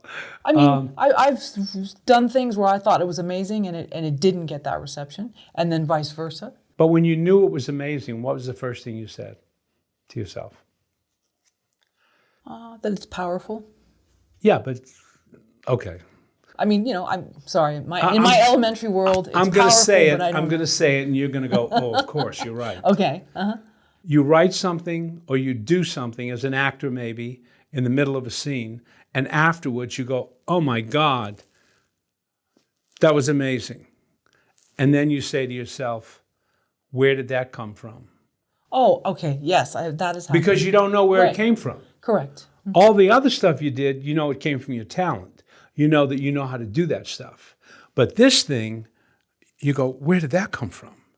Then what's the next thing you ask yourself? How can I do that again? Exactly. Oh, yay! I got it right. Okay. How can I do that again? Right. And the point is, there is no formula for that. Otherwise, people would be accessing their genius constantly. But they're not. They're usually depending on their talent, which is understandable. That's okay. But talent will only get what's good. Genius will get what's great. But your talent is your biggest obstacle. And when you let go of your talent sometime and are willing to fail because you have no idea what you're doing, sometimes your genius comes to the rescue. And when it does, you do something and it shocks you. And your first thought is, how did I do that? And your second thought is, how can I do it again? Because you want to do it again, but you can't make it happen. You can only be receptive to it happening. You can only be available for it happening. And how do you make yourself available and receptive? By getting rid of your talent. And if you think that's easy, you have another thought coming, because you and your talent are in cahoots. You say to your talent, make me look good and I'll keep you on the payroll. And your talent says, keep me on the payroll and I'll make you look good. So the two of you got a deal going here. You're both going to make the artist look good. But that's not what you want. What you want is something great. And it's always unexpected, and it's always an accident of your genius. And the accident happens when you're falling off a cliff and all of a sudden you fly. You wouldn't fly if you were on Earth. You can't make it happen, but you're falling. You're in the unknown. You don't know what to do. And you've got to do something because the moment is presenting itself. And when it does, you write something or you do something with your paintbrush or something or sculpting. You put this here and you go, oh, how did I do that? How can I do it again? So that's the relationship between genius and talent. And guess what? I went to a Chinese restaurant one night and I got a fortune cookie, cracked it open, and you know what it said? I've kept it all these years. It said, talent does what it can. Genius does what it must. I like that. And I went, that's it. Talent does what it can. It's limited. It does what it can. But genius does what it has to do because you're in trouble. You're falling off a cliff. You've come to a point in your art where you have no idea what to do next. And you blunder into something and you go, fuck. Where'd that come from? How do I do that again? And is that where people get themselves in trouble? Is they think that they can duplicate that over and over again? Well, I don't know what, gets themselves in trouble. I mean, look, yeah, the whole idea of creating art is to get yourself in trouble as much as you can. And in acting too, my acting teacher always used to say, put yourself in danger. He said that, not get yourself in trouble. He said, put yourself in danger. What he meant was be in a place where your character is in danger and things will happen. None of us want to be in trouble. We do the best we can. And we will rely on our talent. The more talented you are, the more you will rely on your talent. The less talented you are, the more likely you are to have creative accidents because you have nothing to rely on. You have no idea what the hell you're doing. And sometimes, the amateur, wins at poker the first night because you don't know what you're doing. So that can happen. But if you're going to do it long enough, at some point you can't say I'm an amateur anymore. You have to say, look, I know what I'm doing. I have some talent. I know I'm going to rely on it sometime. But if I can once in a while get rid of my talent, hopefully, because if your genius came up every time you got rid of your talent, then it would be simple. It's the accidents of your genius. And when it doesn't come up, what happens? You create shit. I'm a failure. Not I'm a failure. This failed right now. And that's how I get better, by failing. My attitude toward failure is, this doesn't define who I am. Just because I drop the ball when I'm juggling doesn't mean I'm not a good juggler. I can be a good juggler. I just have to keep doing it. So how I interpret the failure is different from the willingness to have that happen when you take a risk. And most of the time when you take a risk, genius doesn't come. See, that's the point.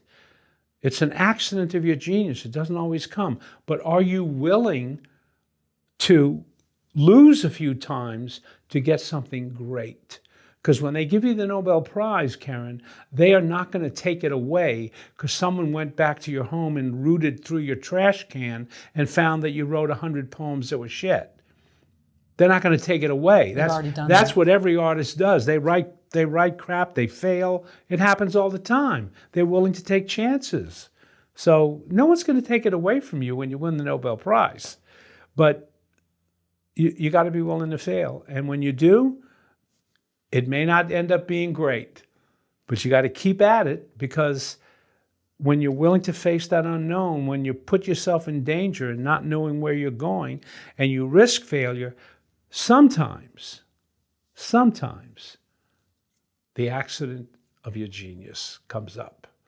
It's like a mushroom-shaped cloud.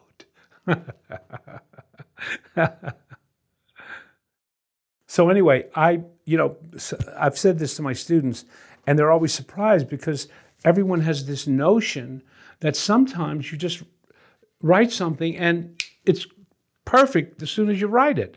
It happens. Everyone assumes that happens, that everybody gets lucky sometime. And I said to them, I have never written something in a first draft that was perfect, that never had to have any changes. And what do they say to that? No, you're supposed to say, why is that? Oh, that's right. Okay, sorry. Whose line is it? Why do they say that? No, why is that? Oh, sorry. Okay, let me try that again. Why is that? This is funny. This is a funny joke. Where you, okay. Let me try. Sorry. Let's. Why is that, Jeff? Well, wait, no. Let's Okay. a little digression here. Okay. So you're going to interview me, okay? Okay. Yeah. And make sure you speak loud so they can hear you. Sure. Sure. You have to say, I understand you're the world's greatest comedian. Jeff, Practice. okay. Mr. Grapes, I understand that you are the world's greatest comedian? And I say, yes. Then you say, to what do you attribute your great success? Let me hear it. To what do you... sorry, you're going to say yes or no? To what do you attribute... Right, but you're going to say yes? Yes. Okay. To what do you attribute your great success? Good. Let's just rehearse that once. Okay, let's do it again. And then we'll do it for the camera, okay? Okay. All right, start. Okay. You are the world's greatest comedian, Mr. Grapes? No, it's I understand okay. that you are the Okay, world's right. greatest Okay. comedian. You got to get the lines Okay. exactly right. Sure. Mr. Grapes, thank you for taking my question. Karen with Film Courage, I understand you are the world's greatest comedian? Yes? Okay. To what do you attribute that success, sir? No. To what do you attribute your great success? Okay. To what do you attribute your great success, sir? Great. Are you ready to shoot it? Oh, I thought we already were. No, we're rehearsing right now. Oh, okay, sorry. No, I mean, I know he's running it, but Right, okay. This is the joke. Okay, sure. So have you got it down? Have you got your lines Yeah, down? I think so. I'll Okay, try. Okay. go ahead. Mr. Graves, thank you for taking my question. Karen with Film Courage. I understand you're the world's greatest comedian? Yes. To what do you... Timing. Okay. There you go. Did you get it? I do, yeah. Uh-huh. Okay. So, I'm going to say, I've never written a first draft that was perfect, and you're going to say, why? Okay. Okay, and then I'll give you the answer. Sure. That I give my students. Okay. I've never written a first draft that was perfect. Why? Because I'm too good for that. Okay. Now, what does that mean? Oh, many different See, that's things. the thing, because they're not expecting that. They think that if you write a first draft, it means you're good. And I said, I never get a perfect first draft because I'm too good for that. That flips it on its head. They're going, too good? You mean if you're too good, all your first drafts are not good? I would think that if you're good, some of your first drafts might be really good. But you're saying, I'm too good to have a perfect first draft. Why do you think that would be? Oh, modesty? Nope, I just said I'm too good for that. Okay. Delusion. What? Delusion? The what? Delusion. Delusional? No. Okay. I wrote it and I Okay. go, this is not perfect, and I've never had a perfect first draft. I see. I don't know. Because I can see where it can be improved. And the person who's not that good doesn't see where it can be improved. But I'm good. I'm too good to have a perfect first draft because I can see where it can be better. That's half the answer. The other half of the answer is, and I know how to make it better. Because sometimes you can go, this first draft, it's not quite perfect. I know it needs to be fixed, but I don't know how. What I'm saying is I'm too good for that because one, I can always see how anything can be made better, and two, I know how to do it. So that dispels that notion that a lot of people have that if you really know what you're doing, you should be able to write that first draft and it's perfect. And I'm saying, well, no, because if you're really good, you will always see how something can be made better, and you have the tools and the knowledge to make it better. You know how to do it. So again, that to me is a little paradox, which I kind of like. Because hopefully what I'm saying to my students is, don't think that the first draft of anything you write is going to be perfect. Because if you are really good, you will see that it can be better. And if you know how to make it better, that's what you want. You want to be able to go, this thing is not perfect, but if I do this, this, this, and this, it'll be perfect. And so at what point does someone know where the weaknesses are? At what point do they know where the weaknesses are, or at what point do they get to where they go, well, it's not perfect, but I'm done? The latter. There's a famous saying that poets never finish writing a poem, they only abandon it.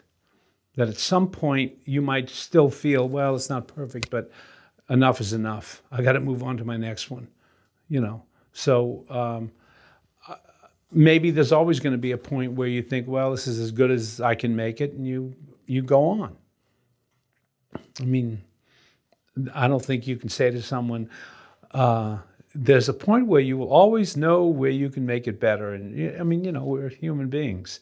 Sometimes what we send out is imperfect, and sometimes we got to go, well, that's enough. I got to move on to the next thing. This is not the best soup I ever made, but it'll do. What is a transformational line? It's a sentence with I in it that you then massage to go deeper. Can we have an example?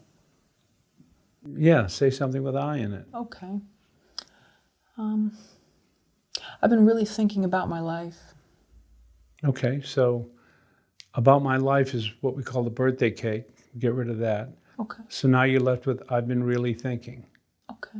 Okay, now, what's the deeper truth? What's the answer to the question, what is the story of my life and what is the truth of who I am? The answer to that is I've been really thinking. Okay? So have you grokked that? What is the story of your life and what is the truth of who you are? I've been really thinking. Sure. Have you got that? I've been really thinking. Okay. Now, don't forget, there's another concept. See, there's a lot of stuff that goes to demonstrate this. It's called the other side of the same coin. And the other side of the same coin is not the opposite. It's the same thing said from the other end. So if I say, I'm always late for work, the other side of the coin would be I'm never early. If I say I take my time when I go to work, the other side of the coin would be, well, I never take my time when I go to work. The other side of the coin would be I always give. I never take, I always give. Same thing from the other side. So what is the other side of the coin to I've been really thinking? What's the other side of the same coin? I don't know. Well, let's look at the word thinking. What does thinking imply that you're not doing? I've been examining things. What? I've been examining things. No, that's the same idea. Okay. What does it imply that you're not doing? If you're always thinking, what are you not doing? I'm not living. I'm not living. So, I've been thinking about something in my life. Get rid of the something about my life. That's birthday cake. I've been really thinking. Other side of the coin is I've not been really living. Okay. Okay? Okay. So say those two lines. I've not been really living. No, I've been really thinking. I've not been really living. I've been really thinking. I've not been really living. And what's the deeper truth underneath that, Karen? Trying to think. The deeper truth that you've not been living. There's a deeper truth. Well, we've been in a pandemic. What? We've been in a pandemic.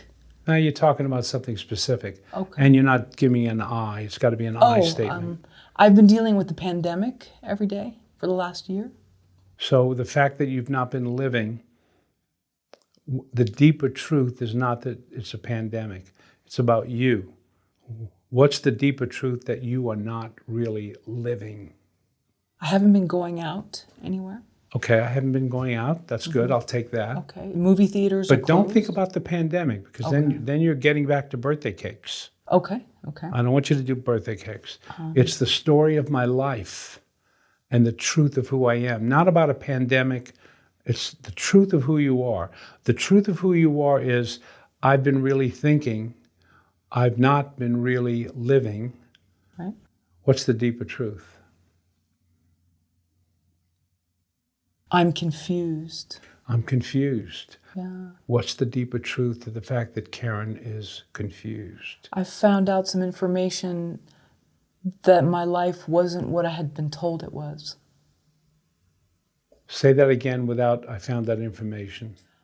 I was told my life wasn't what it really was. Now get rid of "I told myself" and just make the statement. My life wasn't what it really was. Good. What's the deeper truth to that? Then who was I? Don't ask a question. Okay. It's got to be I. Okay. Make a statement. I'm not who I thought I was. I'm not who I thought I was. Deeper truth. I'm confused. That was earlier. Okay. We're going deeper. Well, I'm at a No, as you roadblock. said, I'm confused. I'm not really who I thought I was. What's the deeper truth? How do we really know who we are? Don't ask a question. Oh, I don't know who I really am now. And the deeper truth to that, you don't know who you really are. Good. That's where I'm stuck. I'm stuck. I'm stuck. Okay. And one more. What's the deeper truth to that? You are stuck. In your life, and the truth of who you are is you are stuck. It's the deeper truth. Whew. Whew, that was it. Okay. There you are. Overwhelmed. Whew. No, just whew. Okay.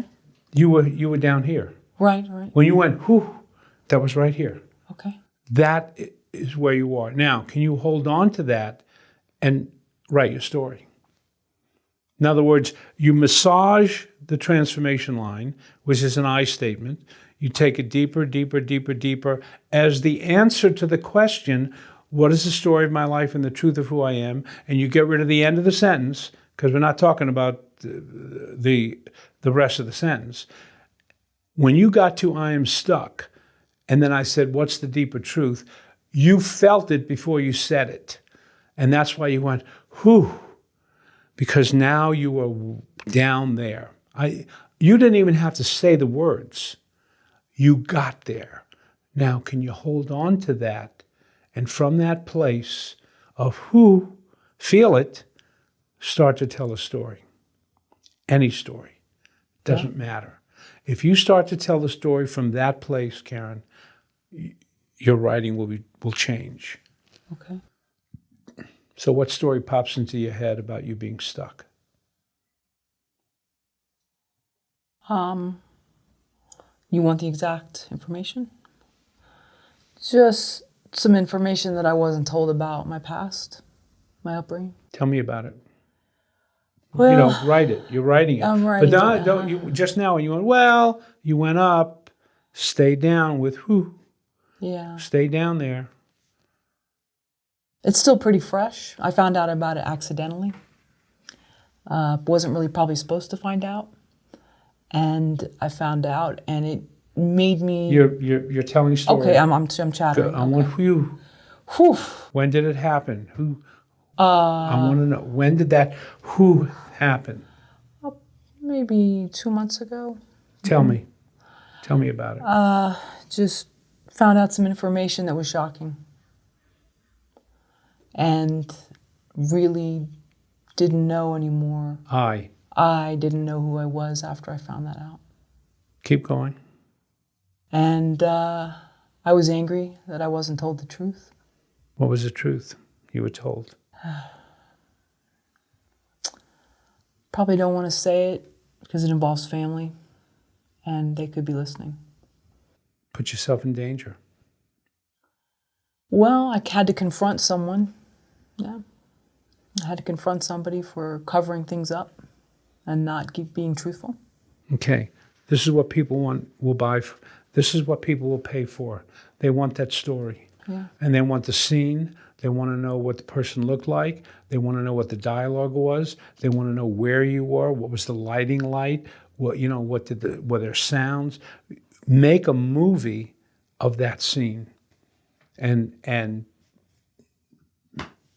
as Goethe said, be brave, be bold, and mighty forces will come to your aid.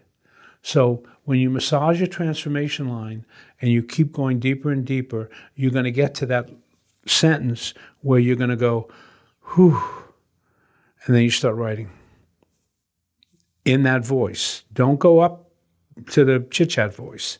Stay in that deep voice and write about it. Who was it? Where were you? What was happening, etc. Now, I know you don't want to go into it here, but that is what you would do as a writer, and that's what people pay for. They don't care what your smartness. That's not important. They want the guts because that's what they want. That's what they pay for. So you want them to buy your book. And you look at all the books that are bestsellers and that people have cherished. It's because characters have been in trouble. Characters have had a conflict. Characters had to discover things about themselves that they didn't want to look at. Something happened. That's what makes drama. That's what makes literature. Clever tales are not going to sell, but the deep truth of your life will register with everybody. Because everyone will go, yeah, that happened to me too. Not exactly that way, but sort of. Hey, Joe, you got to read this. Brenda, you got to read this book. You got to read this book. You got to read this book. Because it suddenly becomes about human beings who are in conflict. And sometimes it has a happy ending where the character triumphs, learns to deal with it.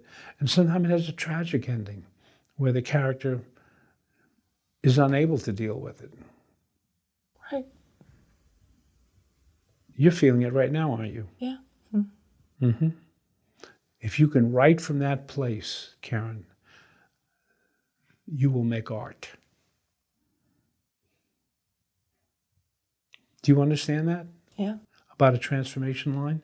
Now, if you can get to that deep place without the transformation line, great. That's just a technique I came up with. But if you stumble onto an I statement about a birthday cake, when my brother came home, I was hiding the birthday cake.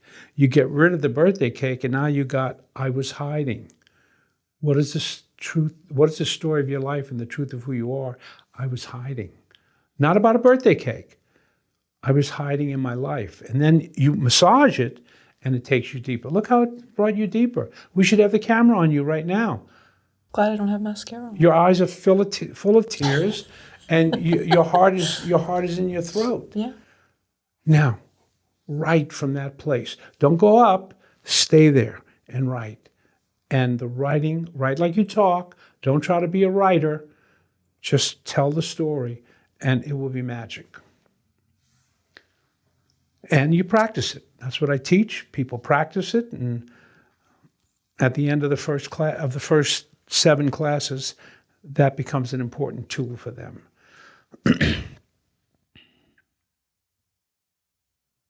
What do you think? Yeah. Maybe give it more time before you write about it if it's something that's... Now, I've got a line for you to say to me, okay? All right. Say, that felt like therapy. That felt like therapy. But it's not therapy. It's about how to write something that people will buy. If you tell your therapist the story that you're not able to tell now, but that you would, and you would tell it to your therapist, the therapist isn't going to go, if you start with the image of when you got in the car with your father and then do the part with the mother, it'll be a lot better. That's not what therapy's about. my class is about making art, Right. writing something good. So you might read what you wrote, and I would say, wow, that was amazing. But you know the part about the father? Why don't you open with that and then go to the thing about the mother? See, because we are dealing with this as a work of art. I'm not responding to you like a therapist. I'm not a therapist. I'm not here to get you to, go through your feeling about being stuck. I'm here to use that as a conduit to get you to write in the deep voice, because that voice is powerful. And when the reader hears it, when E.F. Hutton talks, everybody listens. That deep voice, you could be on the beach on a sunny afternoon and you're reading a novel about a man in a prison wearing an iron mask. The story will transport you, the reader, to someplace completely different. And every novel, every story, every poem does that. It's intimate. It connects to the reader. You are talking to the reader and nobody else. The reader feels like this is just for me. In a way, you don't say it literally, but you say to the reader, look, I have to tell you about something that happened to me. I thought I was fine, but then I realized and I got stuck and my life has not moved at all. Now, there are some things I'm going to tell you that I'm not going to tell anybody else. I'm only telling you in this book. And some of the people in this story, they don't know about it. But you will know about it, dear reader, because you and I have this bond, and I'm speaking only to you. That's the illusion you create with art. So, yeah, getting to the deep voice might make you feel emotionally concerned, but that's what it is to be an artist. An artist doesn't just create with the mind. The artist creates with their soul, with their being. And that's what you have to suffer. They don't care if the dancer's heels are bleeding. They just want the dancer to jump up in the air and stay there for a long time and then come down. They don't care if it was hard for them to do it. They paid $150 for these seats. That's what they want to see. And that's what your reader wants from you. They want blood. And you give it to them. You give it to them. And then your book becomes a bestseller and you buy an island in the Pacific and retire. Do you see what the point is I'm making here? Mm-hmm. Because your stories are universal. They're everybody's story. But you felt the power of it, didn't you? I did, yeah. I'm not sure I'm ready to tell it, but... Well, in the class you would. You'd write it. Mm-hmm. And then in the class you'd read it. Ooh. And you'd be trembly and you'd feel like you're in danger. And then after you finish reading it, everybody would be moved and you'll go, I survived. I'm okay. I told my story, but I'm okay and they love the story. Okay. What else for you got, lunch? Jack? You'll be ready. I bought this in an airport. Oh, wow. They had one that said playwright, which I have here. They had another one that said author, and I bought that one. I don't know where it is. And then there was another one that said dog catcher. And if I could find it, I'd wear it. But I can't find that one either. So playwright will have to do Yeah, it. playwright, yeah. I think playwright's way better than a dog catcher.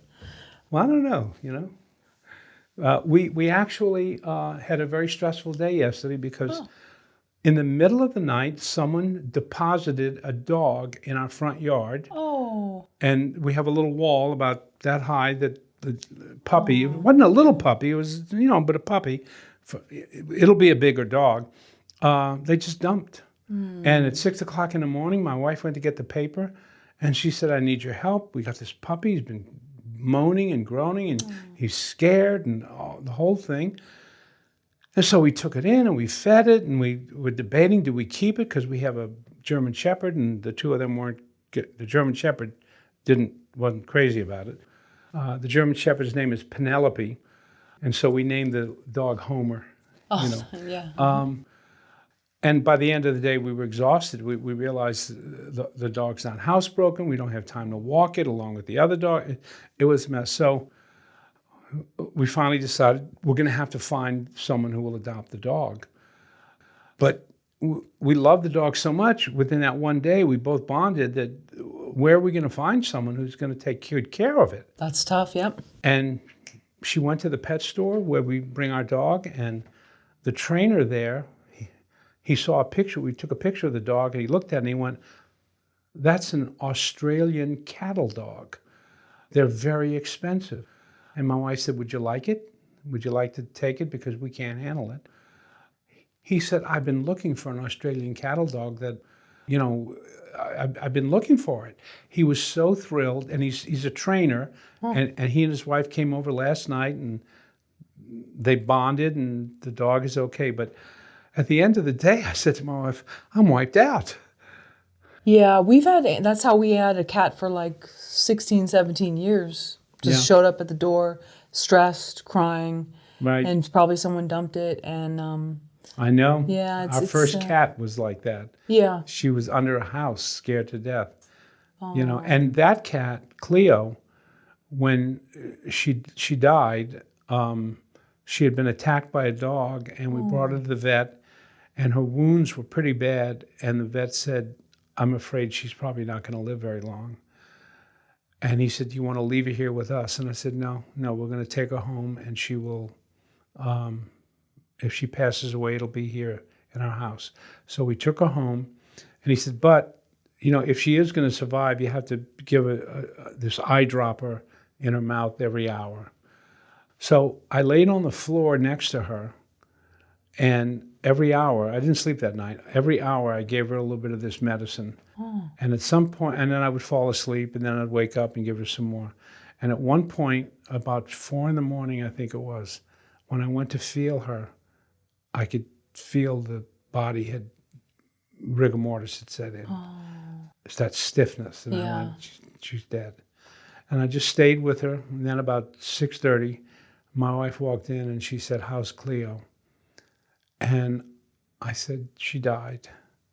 And I started crying. I don't think I've cried that hard since I broke up with somebody when I was a senior in high school.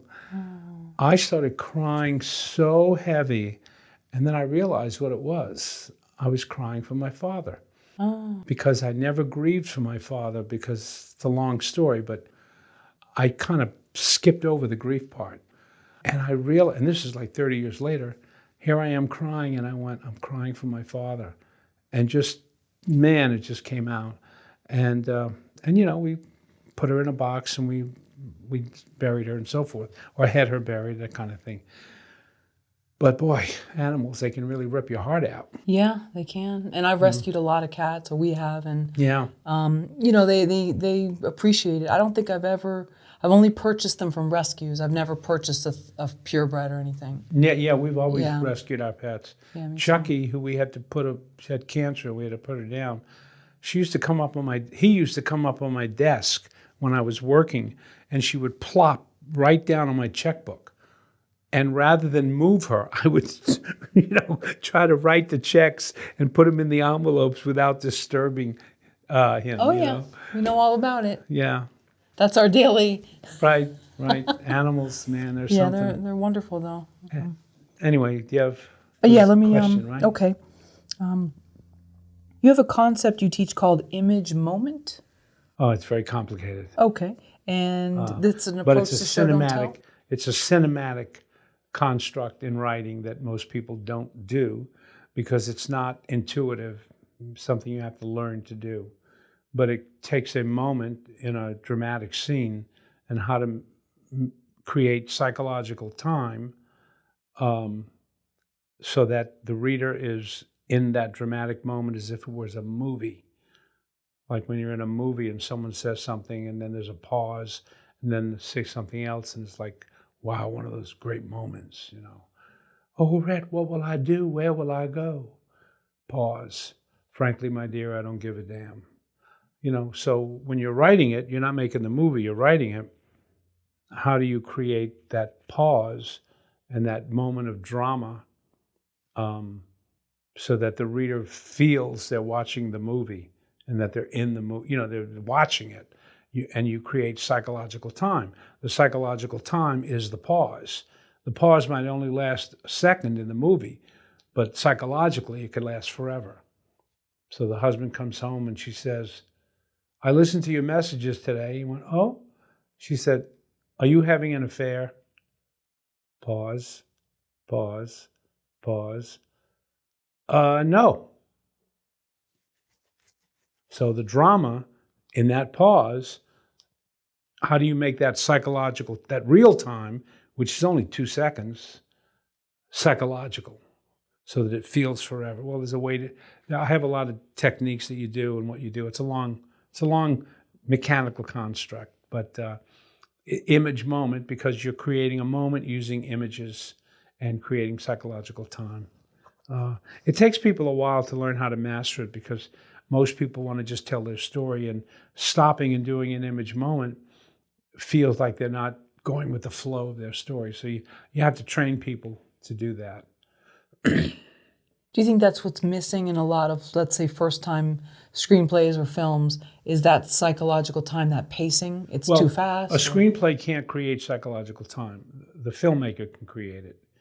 All you can create in a screenplay is dialogue. You can't tell the actors to pause. You can write it in the screenplay, but it doesn't mean they're going to listen to you. You can say cinematic pause here. Well, the director may go, no, we're going to do it my way.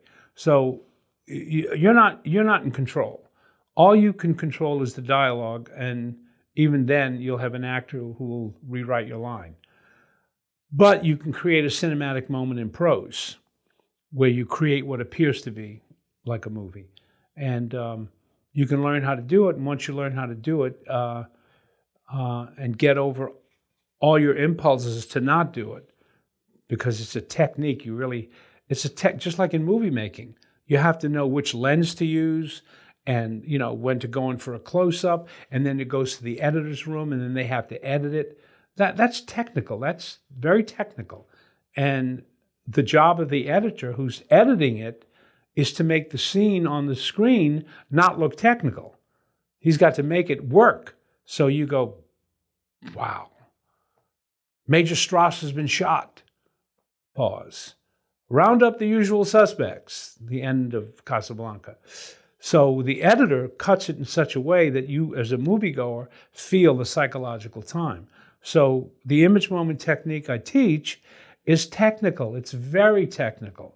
And when people learn to do it and they finally get it, they're always amazed at how it works. And then, it happens without fail, they'll say, I was reading a book the other day and there were like 5 image moments on every page. Because good writers know how to do it. But it's not intuitive. It's not something you intuitively will know how to do.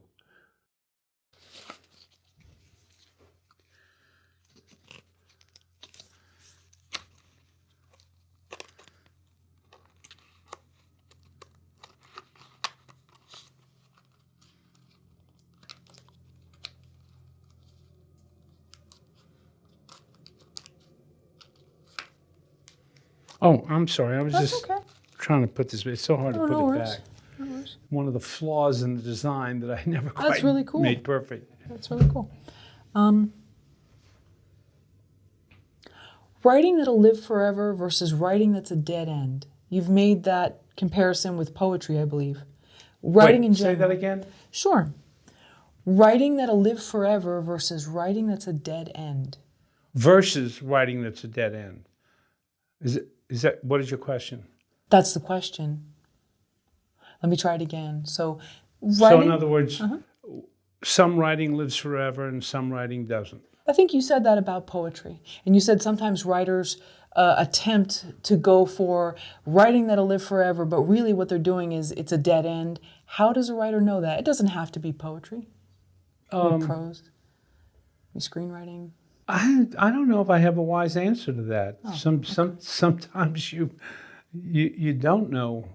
Some of the things you do, you might think aren't going to be especially relevant or memorable, and for some reason it lives for a long time. And other things that you think are the best thing you ever did ends up being forgotten. So it's kind of hard to know. It's kind of like a crapshoot. You do the best work you can and you hope for the best. Creativity is a process, not a... Prescription for product. Okay. Yeah, I don't say, you know, here's the finished product. Let's work to make the product. And a product has this, it has that, it has this, it has that. That's what most writing classes do. Matter of fact, that's what most literary criticism in the 19th century did. And in the 20th century, literary criticism even shifted to what are the techniques or the devices that the author used. Not what is his life about and the Freudian implications and the social milieu of the time, but what are the devices that the artist used to make that product? Well, I kind of go further back and go, the devices are something that we write in the process toward product, but we don't aim for the finished product. We don't know where we're going to go.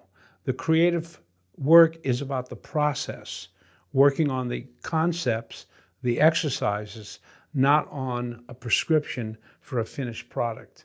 So the concepts I teach in method writing are not the end product. They are the process impulse. So all the concepts I teach, not just in level 1 and 2 that we kind of talked about, but in level 3, 4, and 5, and then the levels beyond. I have a whole bunch of levels. It's about the process. I'm always wanting the artist to honor the process, the way you work, not what you're aiming for, but just let the truth of the impulse of your process find its way. And then when you finally get your novel or your story or your poem, you won't have headed there. And my analogy in sports is, in golf, you don't aim to get the ball in the hole. You hit the ball correctly. You get the right club and you swing correctly. And if you do that, it'll go where it's supposed to go. But you don't aim to put it in the hole. So you go through your process and let the end result take care of itself. So that's what I mean when I say the creativity is about the process. Matter of fact, isn't that the term they use? They say the creative process. So if you come from the process, the product will emerge and it will always surprise you. It will be unexpected. You didn't expect to be stuck. We started out with, I'm really thinking about da-da-da. And by the time we got through going through some of the techniques of the other side of the coin and other things I didn't bring up, you end up being stuck and writing about that subject that you didn't expect to write about. So that's what I mean by it's not a prescription for product. It's a process. Does that make sense? It does. Do you see a lot of writers that come in with the product mindset? Everybody. You think everybody starts out that way? Sure, we're all human. We all have, ideas, things we want to do. Most people have some kind of idea what they want to write about, and they're always surprised that in some way they did do it, but they took a route they didn't expect. And if they had gone straight for it, it wouldn't have been what it ended up being. And that the unexpected path there was what makes it interesting, not where they got. Why is it important to outline the story before you start writing it? It's not important. I would never suggest anybody do that. That's exactly what I just finished talking about. That's where you're looking at your product and fitting your feet into the shoes of the right size, and you're not in any creative process at all. I would never tell anybody to outline your story, except there's two exceptions. You would make an outline of your story if you're being paid. And this is the other component, because if you're just being paid and this other component isn't there, then it doesn't apply. You're being paid and there's a deadline tomorrow or at the end of the week. Well, okay, they're paying me. They want me to write a story about ballistic missiles. Okay, I'll do the best I can with my talent. I'll outline what I need to do, blah, blah, blah. I'll get it done in a week and I'll make $5,000. But if they're not paying me and there's no deadline, why would I go with an outline for the product when the creative process is much richer and holds so many unexpected marvels? That's what I want to bet on. I want to bet on that horse, the unexpected marvel that will come from the unknown and the unexpected of the creative process. Why would I do, if no one's paying me and there's no deadline, why would I purposefully sabotage my genius, which doesn't come out all the time anyway, if ever? I'm not going to make an outline because then I'm bound by the outline. So you don't need to know where you're going when you're writing a story. It's not about needing to know. You are better off if you don't know. If you know, you're probably going to be in trouble. It's like love. I'm not going to fill that blank in. Tell me, I want to hear it.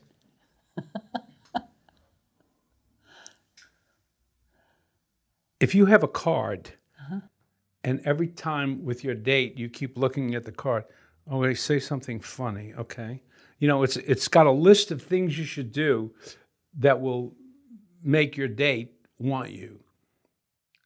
I mean, that's ridiculous. You have to be in the moment, and you have to just be there, be in the moment, see what happens. Love always happens when you don't expect it to happen, right? Yeah, that's true. That's true. You know, so you don't think blind dates work? You what? You don't think blind dates work? If they're kept blind, if you are open. As a matter of fact, I'm saying the opposite. I'm saying blind dates can work. Listen to the stories that people tell of how they met. You know, people who've been together for 3, 4, 5 years at least.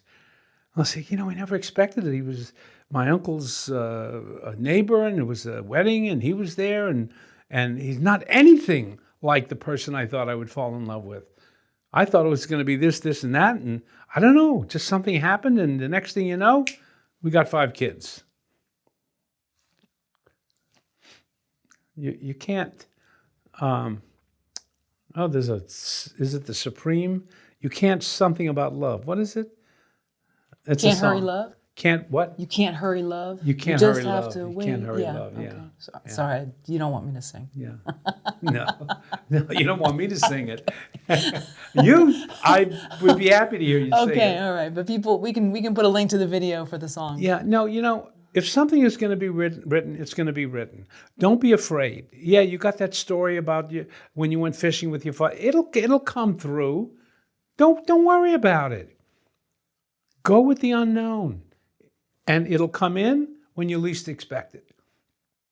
But go with the unknown. That's the creative process. Unless someone's paying you, right, and there's a deadline, well, you know, you're not stupid. Someone's going to give me money to write about ballistic missiles. Okay, I'll do it. But otherwise, I'm going to go with the unknown. So what about the people that say you must have a roadmap for where you're going? If not, your story will not turn out. And I got a uranium mine that you must invest in. It's somewhere out in Nevada. You give me $10,000 of your hard-earned money, and I'll make you $1 million. What would you say to that? Can I go visit the mine? I would say... You take me on a tour. I would shut the door. So the same is true for the story. I don't worry about it. It'll come through. And anyone who says you must know your story, if you want to put your money in a uranium mine, that's your business. But, you know, it's not what I teach. So I'm not saying my way is the only way, but it's what I teach. What is the invisible motor? The idea that a work of art is a mechanical thing, that's an analogy I use, but I discovered it goes all the way back to the Russian formalists who looked at the form rather than the content. In other words, not the story, but the devices you use to make the story come alive. And they felt that a work of art was like a machine, and it worked, as I said. And one of the analogies this guy used, a man named Victor Shklovsky, he said it was like a car. And he said some other things, but I go a slightly different direction. There's three things with the car. There's the engine, there's the inner structure and decor, and there's what the car looks like on the outside. What the car looks like on the outside is your story. That's your story. A lot of people write their stories and there's no engine and there's nothing inside. It's like a fake set on a movie's lot. That's the outer trappings of it. But to me, the motor that's under the hood, that's the invisible motor that powers a poem or a story. And when you work on your story or whatever you're going to be writing, the techniques that I teach are the mechanics of that invisible motor that powers your story. So that's what I mean when I say the invisible motor. And most writing classes don't really go to the invisible motor. They go with the design of the car, the story, how it looks from the outside. But they don't really get into writing. I want to make people better writers, not better plotters. When you're on a plane and someone says to you, "What do?" You don't say, "Oh, I'm a plotter." I want you to be, the one who makes the story go because of the engine. If I got in a car, the most beautiful car in the world, turn on the key, it doesn't work. I don't want the car. It's got to go. What makes the car go? The devices that we learn how to write in an authentic voice, then learn how to use the other four voices. Then I have other levels where I teach other devices. But these are devices that actually facilitate the creative unknown. And what's the oil in that engine? What if I'm low on oil and now these gears and these different parts are going to start grinding and pretty soon the car is going to stop working? That's a good question. No one's ever asked me that. What's the oil? Whether it's synthetic, vegetable, whatever I'm running on, what is that oil that's keeping this story? Your emotional truth. That's the oil. If it's not coming out of here, it's not worth it. It's just imagination, which is good up to a point, but it has to have an emotional truth. What's the emotional truth? So that's the oil. Okay. Look at the oil you had a little while ago. That's true. I mean, that was a lot of oil, kiddo. It was an oil spill. And if you can hold on to that oil, not just for the story you would write about being stuck, but other experiences you might write about that same oil applies, now your story is going to be compelling for the reader. Right. You don't need an outline. You don't need a plot. You don't need that. If you don't have the deep voice and you don't have the oil of some of the other techniques, the emotional truth, you're doing what when Jack Kerouac wrote On the Road and he showed it to Truman Capote, he wrote it on butcher paper, rolls of butcher paper, which he just stuck in the typewriter. Truman Capote said, "That's not writing, that's typing." Now, he was wrong, but that's a good analogy. And if you don't have the emotional truth, it's just typing. It's not writing.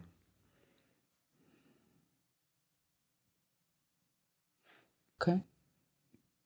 So the way you're nodding your head, Yeah. and but you I was actually thinking of the movie Kill Your Darlings, which I did a show. Part of it had Jack, so I was trying to picture what he was going through. I believe his character was in the film, so that's where I went to. I was thinking of Did he go to France and people think he was homeless? Or am I getting him Now, mixed who are up? you talking about? Jack Kerouac. Am I getting him mixed up with someone else where he went to France and he became very disillusioned because people thought he was homeless? No. No, I'm thinking of someone No, else. he then. lived with his mother. Okay, wrong person. All his stories about him being on the road, Uh-huh. he went on the road a few times.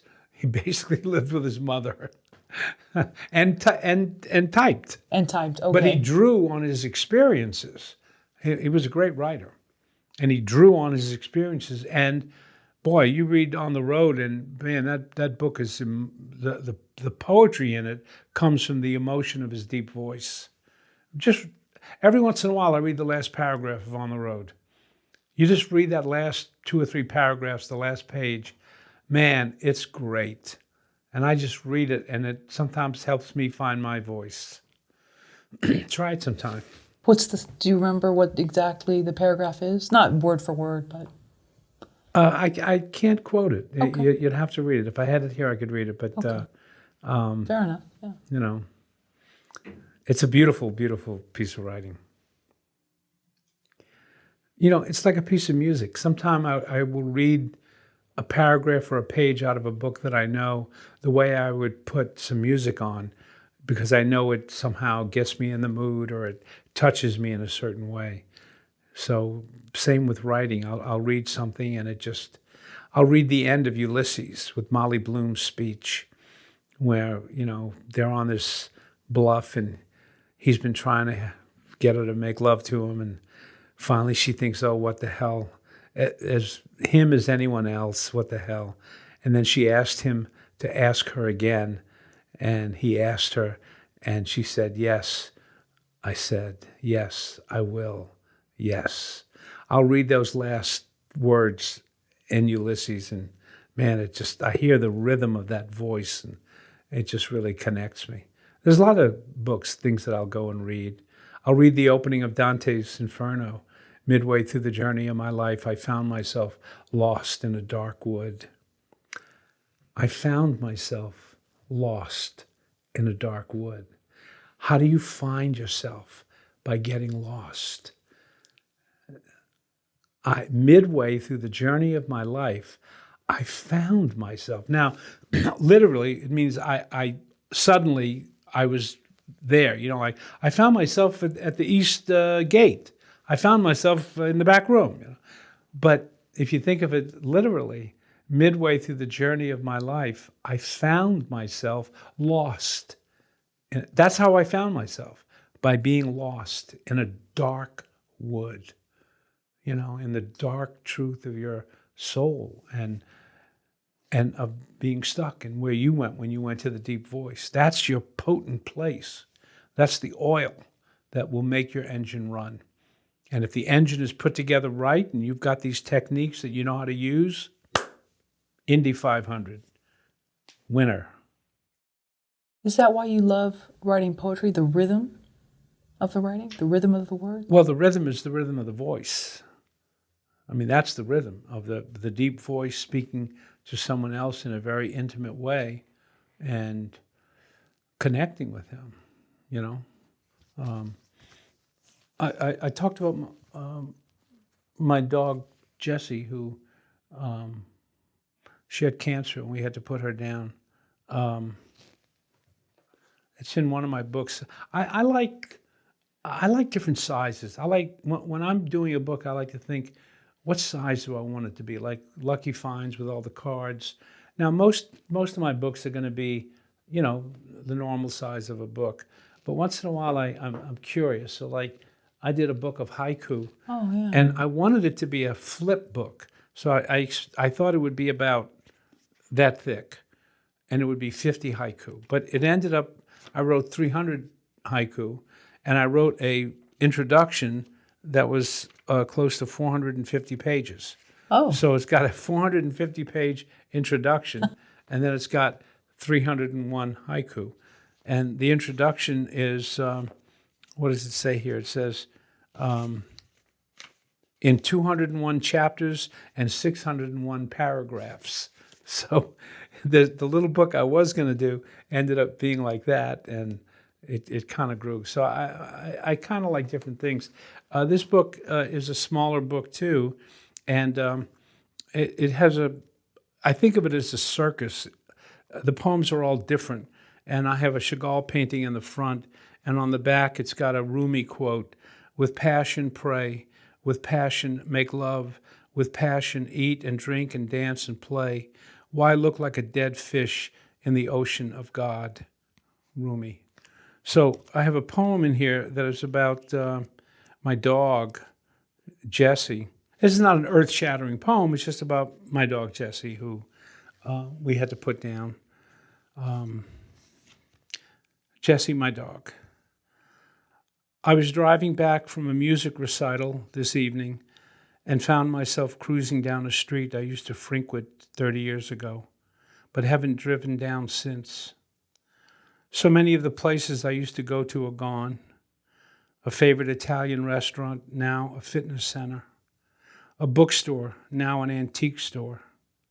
A cafe where I read most of 100 Years of Solitude, now an ice cream parlor. It isn't as if I was planning to go to any of those places, but it makes me sad to know they're gone. It doesn't really matter.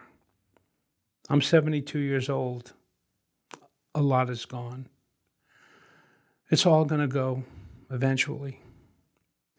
By the cafe, a boy was walking his dog along the sidewalk. One day the boy will be gone, along with his dog. My dog's gone. Jessie used to lie by my feet as I sat at the computer trying to write a poem. She's gone now. No more Jessie. After I'd written the poem, I'd take Jessie out for her midnight walk. Sometimes we'd pass a house and the people inside might still be up, sitting at the table, talking and drinking. But mostly the streets were quiet, and she and I would enjoy the night air, the way the leaves rustled when a wind came up from the ocean. Maybe a poem would be buried in someone's front yard, and Jessie would dig it up and bring it to me, like a bone she'd just found. That poem about the man in charge of watering, Jessie dug that one up. She just dug it up and brought it to me. What you got there, girl? She dropped it on the sidewalk, then trotted off, looking for more poems, more bones. No more bones now.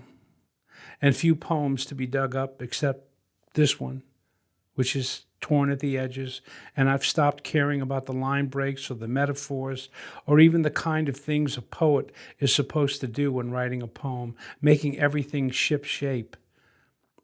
No more bones, no more ship shape. I'm not even sure you are reading this poem right now. Maybe no one is reading it. Like I said earlier, it doesn't matter, you know. I write the poems anyway. Jessie will come back some night, take my poems on our walk, and bury them in someone's front yard.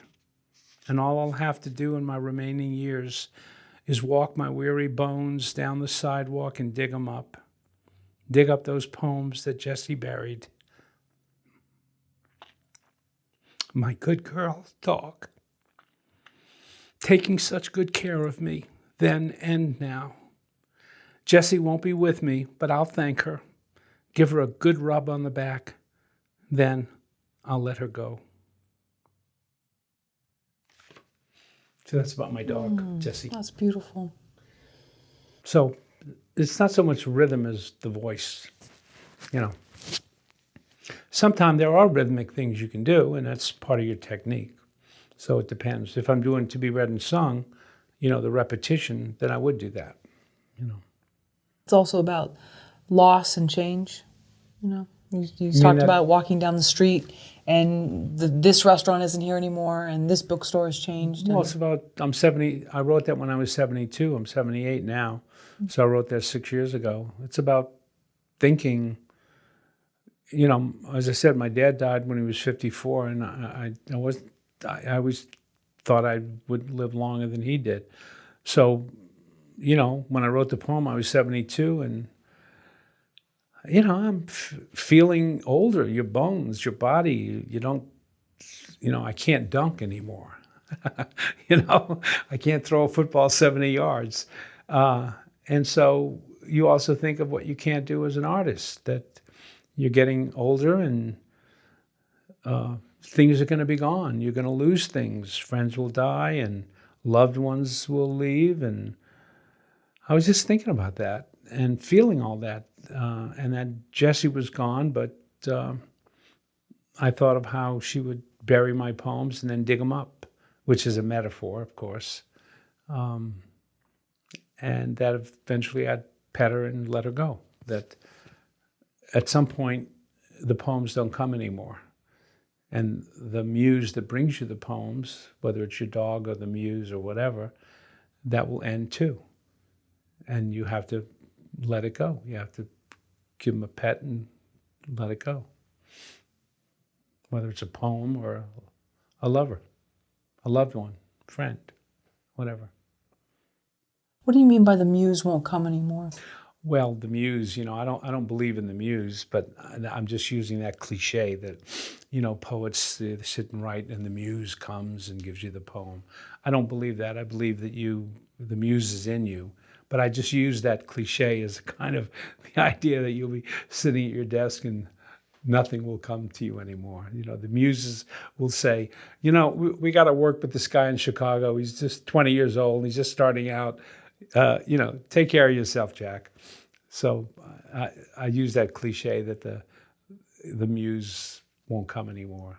You won't have it. What an athlete can lose it, a writer can lose it. You never know.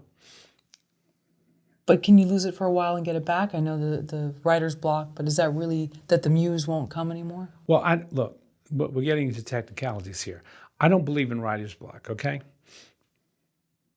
I can write a sentence. Hemingway once said, when he had writer's block, he said he would write this down. You've done this before. You can do it again. All you have to do is write one true sentence. He didn't mean true factually. He meant a sentence that was authentically spoken and real and not trying to be a writer and not trying to gussy it up, just saying the simplest thing you could say. You've done this before, you can do it again. All you have to do is write one true line. Well, I don't have writer's block. You know why? Because here's what I write. I got up this morning at 7 o'clock. I don't feel like writing today. I don't have anything to write about. It looks like it's going to rain, and later I have to go to Ralph's to get a chicken. Blah, blah, blah, blah, blah, blah, blah, blah. I don't know what I'm going to write about, but I don't care. I'm going to write. Well, I don't feel like writing. I have nothing to write about. I feel like I have writer's block, but of course I never have writer's block. I don't know what it is, a big wooden thing inside my head. Just write. You don't have to have a story. You don't have to have an idea. Just connect with that moment, and maybe you'll write crap, but you'll write. I don't believe in writer's block. I don't believe in the muse and inspiration and all of that stuff. I believe in the mechanics of art. I believe if you know how to hit a golf ball and you know how to shoot a basketball and you've practiced it 1,000 times, then even if you're not in the mood, you can pick up the damn ball and shoot a hoop. I can pick up the damn club and hit the ball. Maybe I can only hit it 10 feet because my bones are old and I'm tired, but I can do it. I don't have to have, I need to be inspired to play golf today. Imagine if a professional athlete said, I only play when I'm inspired. There goes that $1 million contract. Why do people call themselves blocked writers? I don't know. I'm not their therapist. They're operating under an illusion. They're not very professional. Yeah, if I get an injury, I don't go and play that day. But if I'm not injured, I play. I don't feel like it, but I play. Because I got to play according to the schedule. So I can get up and write. I've done it before. I can do it again. All I have to do is write one true line. I got up this morning at 7 o'clock. I don't feel like writing today. As a matter of fact, I have nothing to write about. It looks like it's going to rain. And later, I got to go to Ralph's to get a chicken. Blah, blah, blah, blah, blah, blah, blah. It's not magic. Do you think people romanticize being a blocked writer? Makes them more tragic, makes them Maybe, get some sympathy? maybe. But if they write about it, that would be good. There you go. See, if you write about it, I feel blocked today. All right, write about it. I just think, if you can physically hold the pencil or type at your keyboard, you can write something. But what happens is when you think of your product and your outline, how am I going to get from point A to B in my outline? Where am I going to start? And what happens when the door closes? And, oh, God, I have writer's block. I don't worry about that. We don't care about plot, we care about the human being in the story. Yeah, the human being is what matters. If the reader doesn't care about the human being, they could care less about the plot. Everybody tries to come up with plot. I mean, plot's important, and I could do a whole lecture on the difference between plot and story. There is a difference. Story is the chronological sequence of the events. A plot is how you arrange the sequences. And sometimes you don't always start at the beginning and go to the end. Sometimes you start at the end, and then you go to the beginning, and then you go to the middle. Then you have a flashback. I mean, plot is much different than story. But when you're writing a story or your plot, if the protagonist, whether it's first person or third person, if the reader doesn't care about that character, why would they care about the plot? They care about a character, and then they want to see what's going to happen to the character, and that's the story. So character is most important.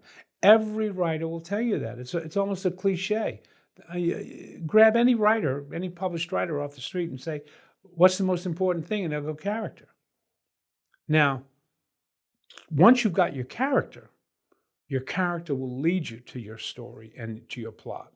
Even if you've already got it made up and figured out and outlined it, characters change their mind. Characters don't always do what you want them to do. They will tell you what they want to do and what they want to say.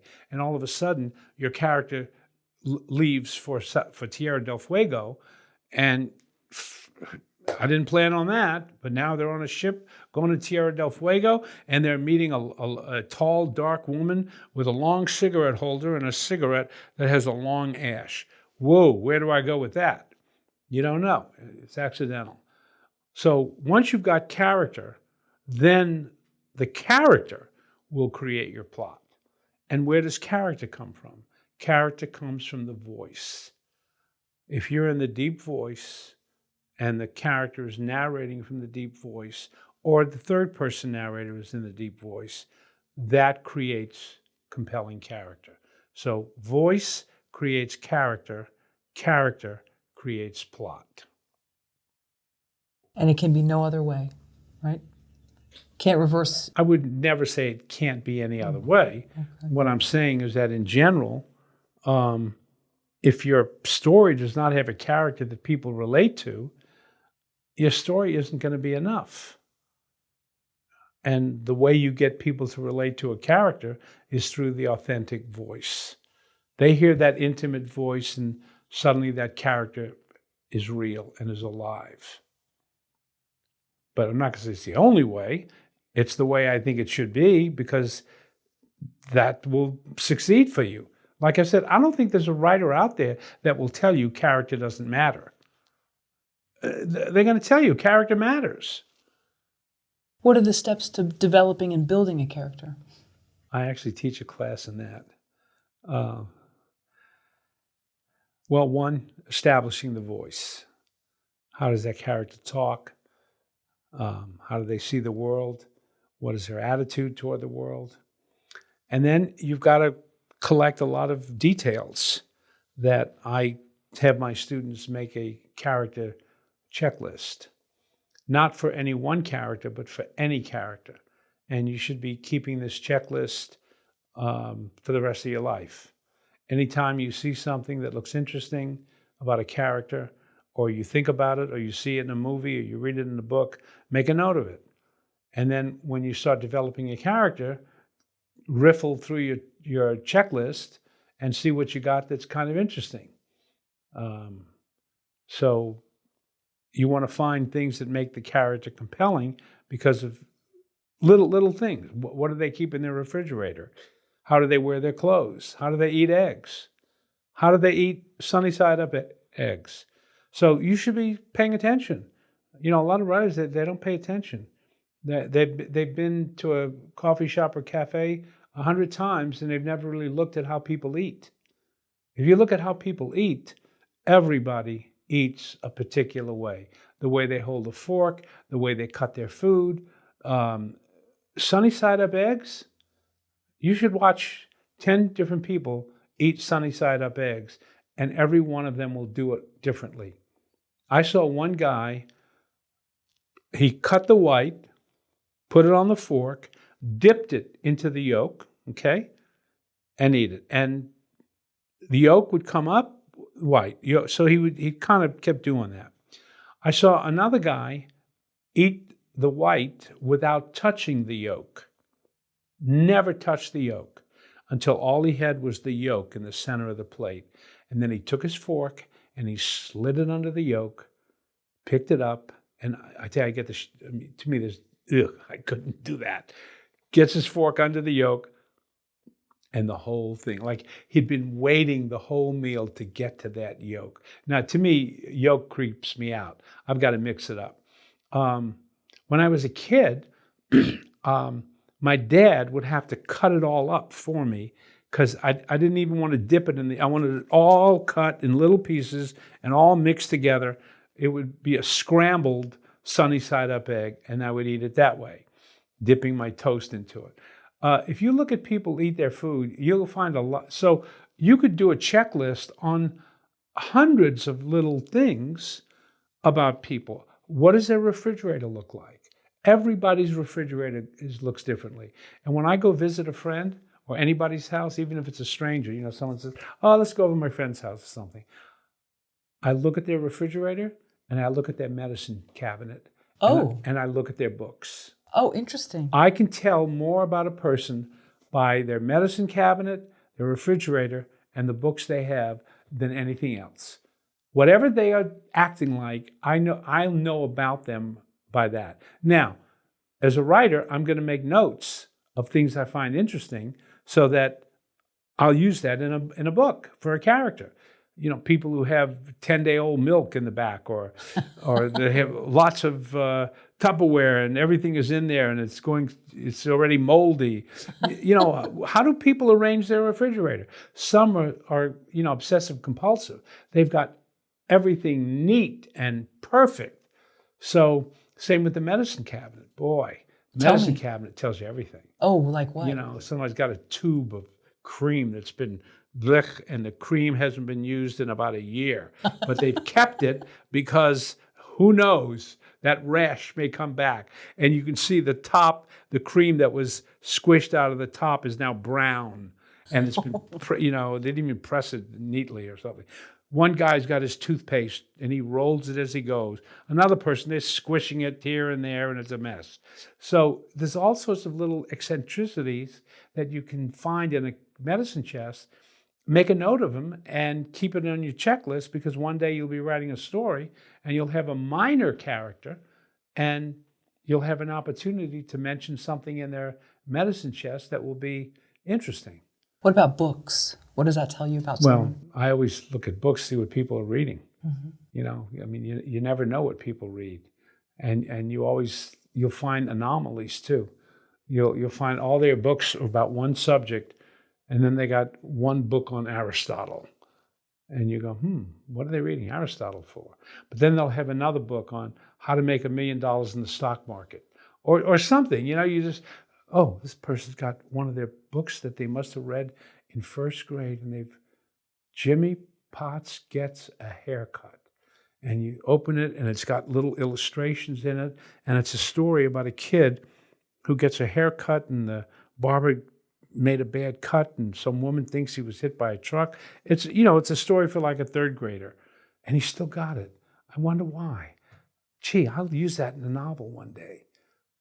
So you make notes of things that you think are interesting, and you put it on your checklist. And you have hundreds of things on your checklist, all sorts of things, just their emotional truth, I mean, just their anything. And then when you start writing a short story and you got a character, you think, all right, what have I got on my checklist? Maybe I can use some of this stuff. The way they clean their glasses, the way they wear their glasses. The inside of their car. Well, that's another thing like a medicine chest. The inside of the car. I mean, I knew one guy, every time I'd get in his car, I'd say, why don't you grab a shovel and dust up? It was that, it looked like, what do you call it, the junkyard. Or the ones with the serial killer clean, where you're like, whoa, this thing's been... You get in a car that's absolutely pristine. And you Yeah, go, wow. a little freaky. Wow, I don't know. I think I admire this person. Oh, okay. They really worked hard. I'll have a penny on the mat, on the, not the driver's seat, but over there. It's been down there for like months, and I just don't feel like picking it up. And I kind of got used to being down there. I figure I'm not going to pick it up. Let's see if someone else picks it up. And if someone else does pick it up, I'll go, oh, okay. Character, interesting. Some people won't let sleeping dogs lie, and some people won't let lying pennies sit. So, you find out little things that are interesting. I read a detective novel a few years ago, 30, 40 years ago. And it was about a character who's a main character in all his detective novels, who is a detective, and a crooked sheriff in a small town in Florida throws him in jail for something. So he's in jail for like 2 days, and he's just trying to keep his sanity and figure out who did the murder. But in order to keep himself occupied, he thinks of things. And one of the things he thinks about, and it's a 2-page essay. You're not old enough to remember this, but when I was a kid and you had skates, nowadays skates are attached to shoes. You just put your foot in the shoe that's got the roller skates attached to it. But when I was a boy, you had the metal skates that had little clamps on it, and it hooked to your shoes. Not tennis shoes. You had to have shoes that had, rims on them that you could hook it on. And then the way you would tighten it would be with a little thing that looked like a little wrench called a skate key. And you always had to have the skate key with you because you never knew when it would change and the skate would fall off, and you'd have to unscrew it, put it back on your shoe, and then screw it again. So where did you keep that skate key? Well, 90% of the kids who skated took the skate key, there was a little hole in it, and they put a string in it, and then they would tie the string around their head, and the skate key would hang here. He wrote 2 pages on a skate key. I don't remember anything about that novel except that essay on a skate key. Has nothing to do with the story, totally irrelevant to the story, except it tells you something about his character. And it became interesting. So little things can be very fascinating in books, even a detective novel where I remember that and I've forgotten everything else. Right. Or latchkey kids used to have the string. You could always tell in the 80s, the latchkey kids. Yeah. And the latchkey kids would have a string with the key. Right. Exactly. And we were told to hide them so that people didn't know that you'd be going home alone. Right. Yeah. My observations. Yeah. And an extra quarter in your pocket in case you had to call your mom. Right, for a payphone. Yeah. Now every kid's got an iPhone. Sure. I remember driving around somewhere where I was because I had to call my wife or maybe the person I was living with. I had to call them to tell them I was going to be late. And you're looking for a little payphone. Sometime in a movie when that happens, I'll think to myself, why don't they just call them on their iPhone? And I go, oh, it's 1972. There is no iPhone. Yeah. I remember being on the phone trying to call my grandmother, letting her know, quote, everything was okay. I was in a little bit of a rough part of town, and somebody was making a nefarious deal and yelling about it, the payphone next to me. And I'll never forget, he was really angry, and I'm thinking, and my grandmother's like, is everything okay? Oh, yeah, everything's fine. But that's LA, at that time with the payphones. I don't know. It could be anywhere. But you see what just happened?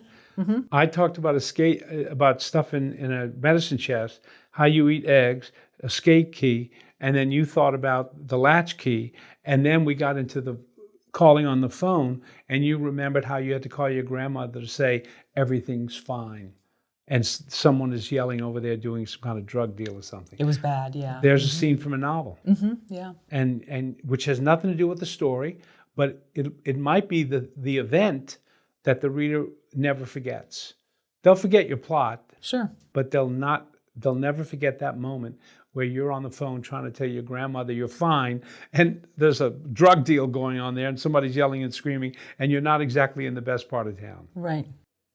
Because a phone is a phone. Yeah, oh yeah. You found a phone, go make the call. They used to have 3 in a row, you'd go, and then Right. this person came after I already got on the call. And Right. I'll bet you $100 that if I give a young person today a quarter and say, there's a payphone, I want you to make a call on the payphone, okay? They put the quarter in, then they dial the number. Hi, hey, Bill? Yeah, I'm calling from a payphone. We have a bet going here, okay? All right, I'm fine. Okay, and they hang up. None of them will check the little coin thing to see if the quarter came back. right. But when we did it, when we were young, you did it. Oh, yeah. Because sometimes the quarter would drop back into that little thing and you'd get your quarter back. Right. It was such a treat. But they wouldn't do that because it wouldn't even occur to them. Sure. But those are little details too that Details. Every writing teacher will tell you details. What's the first writing exercise you give to your students? They read the first 3 chapters of the method writing book, and they have to write a journal entry in which they write like they talk. How long is the journal entry? It could be 500 pages, but for the sake of the class, they can only read 2 pages, because otherwise they could be reading 100 pages and would be there all night. But I don't say you can't, write as much as you want in your journal for that day or that week, but for the class, limit it to about 500 words, which is about 2 pages, so that we can respond to it, which is 500 is a pretty good normal chunk. But just a journal entry, just write like you talk. I want to hear your voice. If you're not writing like you talk, we will point out those sentences where you had, he skillfully said, adverbs, adjectives, all that writerly stuff. We'll point it out, and we'll try to get you not to do that. And then, in anticipation of the next chapter, we start identifying transformation lines. And then the following week, they have to write a journal entry, writing like you talk, but massaging a transformation line. And sorry, the transformation line again is? I was hiding the birthday cake. Get rid of the birthday cake. What's the story of your life and the truth of who you are? I was hiding. I didn't want people to see me. I was afraid they wouldn't like me. If they saw who I was, they would hate me. I'm not a good person. I'm a bad boy. Well, I was hiding, ends up, I'm a bad boy. Because I remembered being locked in the closet, and I'm a bad boy. That's the bottom story of my life. I'm hiding because I don't want people to see me. I don't want people to see me because they'll know who I am. If they see who I am inside, they know I'm a bad person. And then suddenly it came to me, I'm a bad boy. Well, that's a long way from I was hiding. I'm a bad boy. And then from I'm a bad boy, I'm stuck, which is where you ended up. Right. So I'm teaching them how to massage a transformation line. Then we do the image moment for 2 weeks because it's hard. And then we do something called dreaded association, which is another 2 weeks. Again, too complicated to go into now, but it was originally called the association exercise. And when I would assign it to people and they would read it, they would get notes from their mother as to why they were sick and couldn't come to class. Because they would dread it so. So then as a joke, I called it the dreaded association exercise. And that's what we call it. And then, of course, they do it and they bring it to class and they're just shocked as hell how good it works and what they can do with it and how it can be a very creative thing. And those are the 4 concepts in the first level. Write like you talk, massage transformation line, image moment, and the dreaded association exercise. How many of your students are actually able to write in a journal and not censor themselves, not try to be too writerly? Eventually, all of them. But in the beginning, is that something that a lot of them struggle with? Many of them don't have a problem with it. They haven't had enough experience writing that they know how to be writers. The ones that have been writing a lot and who think of themselves as writers, or I'm an actor, they might have a little difficulty, or it might just be a sentence or two here and there. And so we pointed out, I talk about the structure of the sentence and why that's written and not spoken. That if you were talking, you would have said it this way, or it would go this way, or that word would be there. So we get into the structure of the sentence and the difference between speech and how we write. For instance, here's a sentence that is absolutely fine. You'll see it in books all the time. It begins with a participle phrase. Standing by the window, I could see it was going to rain. Nothing wrong with that sentence. Great sentence. But we don't talk that way. We don't begin sentences with participle phrases. We don't say, yeah, I came home and standing by the window, I could see it was going to rain. That's not how we structure a sentence when we talk. What we say is, I was standing by the window and I could see it was going to rain. Or when I stood by the window, I could see it was going to rain. But never, standing by the window, comma, I could see it was going to rain. That's not how we talk. So we get into the structure of sentences, how it's not always a word, because everybody has different vocabularies. So it's not about that. It's about the structure of the sentence, how a sentence is structured. And once you start to hear the deep structure of speech as opposed to the deep structure of a literary construct, it doesn't mean it's bad writing. It just means you have to know the difference. Then if you know the difference, you can choose when to do one and when to the other. So maybe at the worst, a few people will have 1 or 2 of those sentences somewhere in what they write, and we deconstruct it and we talk about it. So basically, I'm getting them to be aware of their writing that is speech-based. Now, it's not always going to be that. Level 2 goes into those 4 tones that are not like you talk. So we're writers, and we can do that too. But first, we want to, like acting, we want to have a good foundation so where you write like you talk. Once in a while, I'll get someone who's been writing a long time, and they're really locked into their style, and it's hard for them to shift out of it because they just think it's natural to throw in those adverbs and adjectives and so forth. But it's not good writing sometimes. So sometimes even their writing is not good writing. But most people take to it pretty well. Why is it not good writing? When someone's writing too writerly, too using different terms that we wouldn't use in normal conversation? If you've got a laptop around, Google Stephen King adverbs. He's got an essay on it. Adverbs. It's what amateurs do. It's bad writing. So don't take my word for it. Stephen King, who's a good writer, by the way. Excessive use of adverbs is the mark of an amateur. Elmore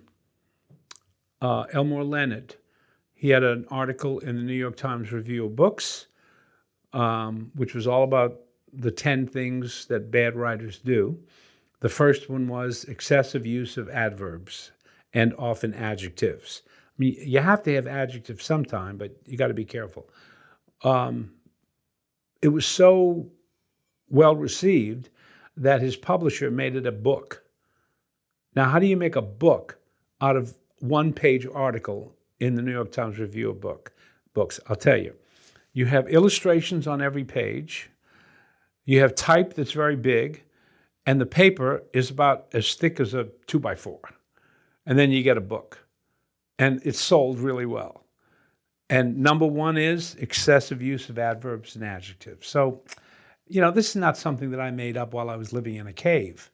Every professional writer will tell you that you can spot an amateur when they overuse adverbs and often even the adjectives. So who am I to argue with Stephen King and Elmore Leonard?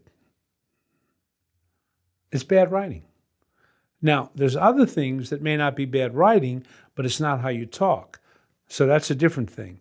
I want people to know the difference so that they can control when they're writing what effect they're going to create. He mumbled, he averred, he implied, he shrugged. I don't care if you live or die, he shrugged. So instead of saying a word that has to do with uttering, it's a physical action. I mean, writers do that, bad writers do that all the time. And, I feel like sometimes I got to go, quit it. Quit it. So keep it simple. Well, that's a different issue. Oh, okay. You can say complicated things, but you say it like you talk. I'm not saying you can't write complicated sentences. Okay. Okay. It's just a question of, is that speech or is that a literary construct that came when people started to write? The difference. One of the problems a lot of people have with Marcel Proust is his fancy language. If you read him fast, you realize he's writing like he talks. There's a great deal of eloquence in there, but if you read it fast, you realize, oh, he's talking. And the elegance that you think you're seeing is often just long sentences. Some sentences are half a page, but he's talking. You had asked me about another book, books I've read. So another one that I read during the pandemic, or it was on the Libby app for the library, was My Salinger Year. So it was about a woman who worked at a publisher in, I think, the 90s, and her job was to respond to J.D. Salinger fans. And it's so great, and they made a film, and it has Margaret Qualley in it, and right, sounds want to good. see it, yeah. But she wanted to take care in responding to these fans because they were so emotional and they were so invested in Holden Caulfield, and she found that a lot of them didn't want to hear what she had to say. They wanted to just have this image of what that character was and what the book meant, and she wanted to help them. Yeah. Character creates plot, and voice creates character. Salinger never wrote another book in that voice. If you read Franny and Zoe and Raise High the Roof Beams Carpenters, it's a completely different style and voice. If you read some of his short stories, like Uncle Wiggily in Connecticut or The Laughing Man, it's not Holden Caulfield at all. It's not that style. That was Holden's voice. It's unique, and it's what makes his character so unique. The voice. You get the voice, you get the character. You get the character, the plot will take care of itself. Yeah. In fact, they became very angry. She was trying to help them, yeah. and they didn't want help. That's they wanted to be angry, and they wanted to be with Holden. They wanted to be with Holden. Mm-hmm. Yeah, it was a really fascinating book. Yeah. I'm looking forward to seeing the film. So, yeah. Wait, the Salinger Years. Yeah. Not Catcher in the Rye. No, My Salinger Year, and it's based on this woman in New York City in the 90s, and it's really No, I don't think they're ever going to make a movie of Catcher in the Rye until when his book goes into public domain or something, because he won't allow that. He's dead now, but I think he has explicit instructions. It's not to be sold to the movies. Yeah, he had very rigid rules, I believe. It sounds like he was a nice man, the way she described him in the book. I don't know, his urban legend might have been different, but he treated her well, and so she just had very little interaction at the publishing house. Right. But it was fascinating, and just, Those anyway. things are kind of really not important, whether the writer is a nice man or not. Writers can be son of a bitches. We may not realize it, but it really doesn't matter. What matters is the world they create. I don't care what Salinger was like. I love Holden. Interesting. And so he created something that was real for me, and that's all you can ask an author to do.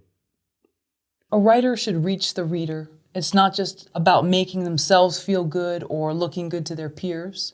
It's about reaching the reader. It's all of that. I mean, you do want to impress your peers. I mean, we're human. We want other writers, our peers, to appreciate what we've done. Obviously, I want people to like my poetry, but it means a lot to me if another poet who I admire really thinks my poetry is good, okay? And I do want to reach my readers, but at the same time, I want to satisfy myself. If what I did, a writer, sculptor, painter, makes me happy and I met the challenge, then I'll move on. At some point, you can't really go by what people think of your work. You have to do it because it's your calling. It's what you have to do. But who wouldn't want someone to like their work? But is there a certain point where an author, an artist becomes so controversial that it stops being about their work and now it's just the legend of the artist, the mystique around them, the reputation, whether it's true or not? Okay, and if that's true, what are we going to do about that? And that's what I'm asking. Yeah, what should someone do if their work is transcended to that point? Look, everything is going to happen under the sun. There's not. I mean, I can't pontificate and say, well, it should be this way, or it should be that way, or it shouldn't be this way, it shouldn't be that way. It's going to happen, and sometimes it's out of the writer's control. Things happen that they didn't expect or they didn't want, and sometimes they want that. They act a certain way, and there becomes a legend about how they are, and they cultivate that legend.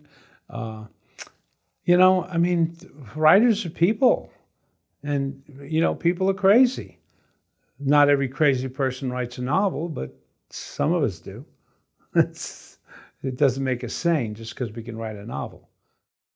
Who was the artist that did the LACMA lights? Chris. Yeah. So he did that. Burden. Chris Burden. Chris Burden. Yeah. Right. Burden. Right. Yeah. Chris Burden. I love him. Right. Chris Burden. So I would have never expected that to be as iconographic and as popular as it is. He did something that somehow captured the imagination of people and transcended it being, one, a spectacle, and two, a work of art. It's something beyond that. Because on some level, it's like a bunch of lights. What's the big deal with that? And on another level, it's not art. What is it? Well, it's a place people like to go to. Well, that's like a ride at Coney Island. What's the difference? I don't know, but art sometimes connects to people in ways that we don't really anticipate or understand. There's just something about art that, I don't know, like Duchamp's urinal. He puts this urinal in a room in a museum, and it's done. You could copy that and do something, put something else in there that would be so ridiculous. But he did it. It's done. He put a urinal in an art museum. It's very famous. So painters and sculptors, as filmmakers, they do something, and sometimes you can analyze it all you want, but there's an area that's unexplainable. And I love the light thing. I love to see people there. I remember there was what was it? It wasn't a blackout, but it was something, and it was the only thing in the area that was lit, and people were just having so much fun there. So, it's weird. It's just have you seen the car thing? The cars? Haven't been to LACMA in a little bit. Oh, I don't know if the cars are still there. Did you see the film with the guy with the time, with the clock? It was called The Clock. And it exactly went with the time on clocks. And it was a 24-hour film. Didn't see that one. I mean, it was an experience.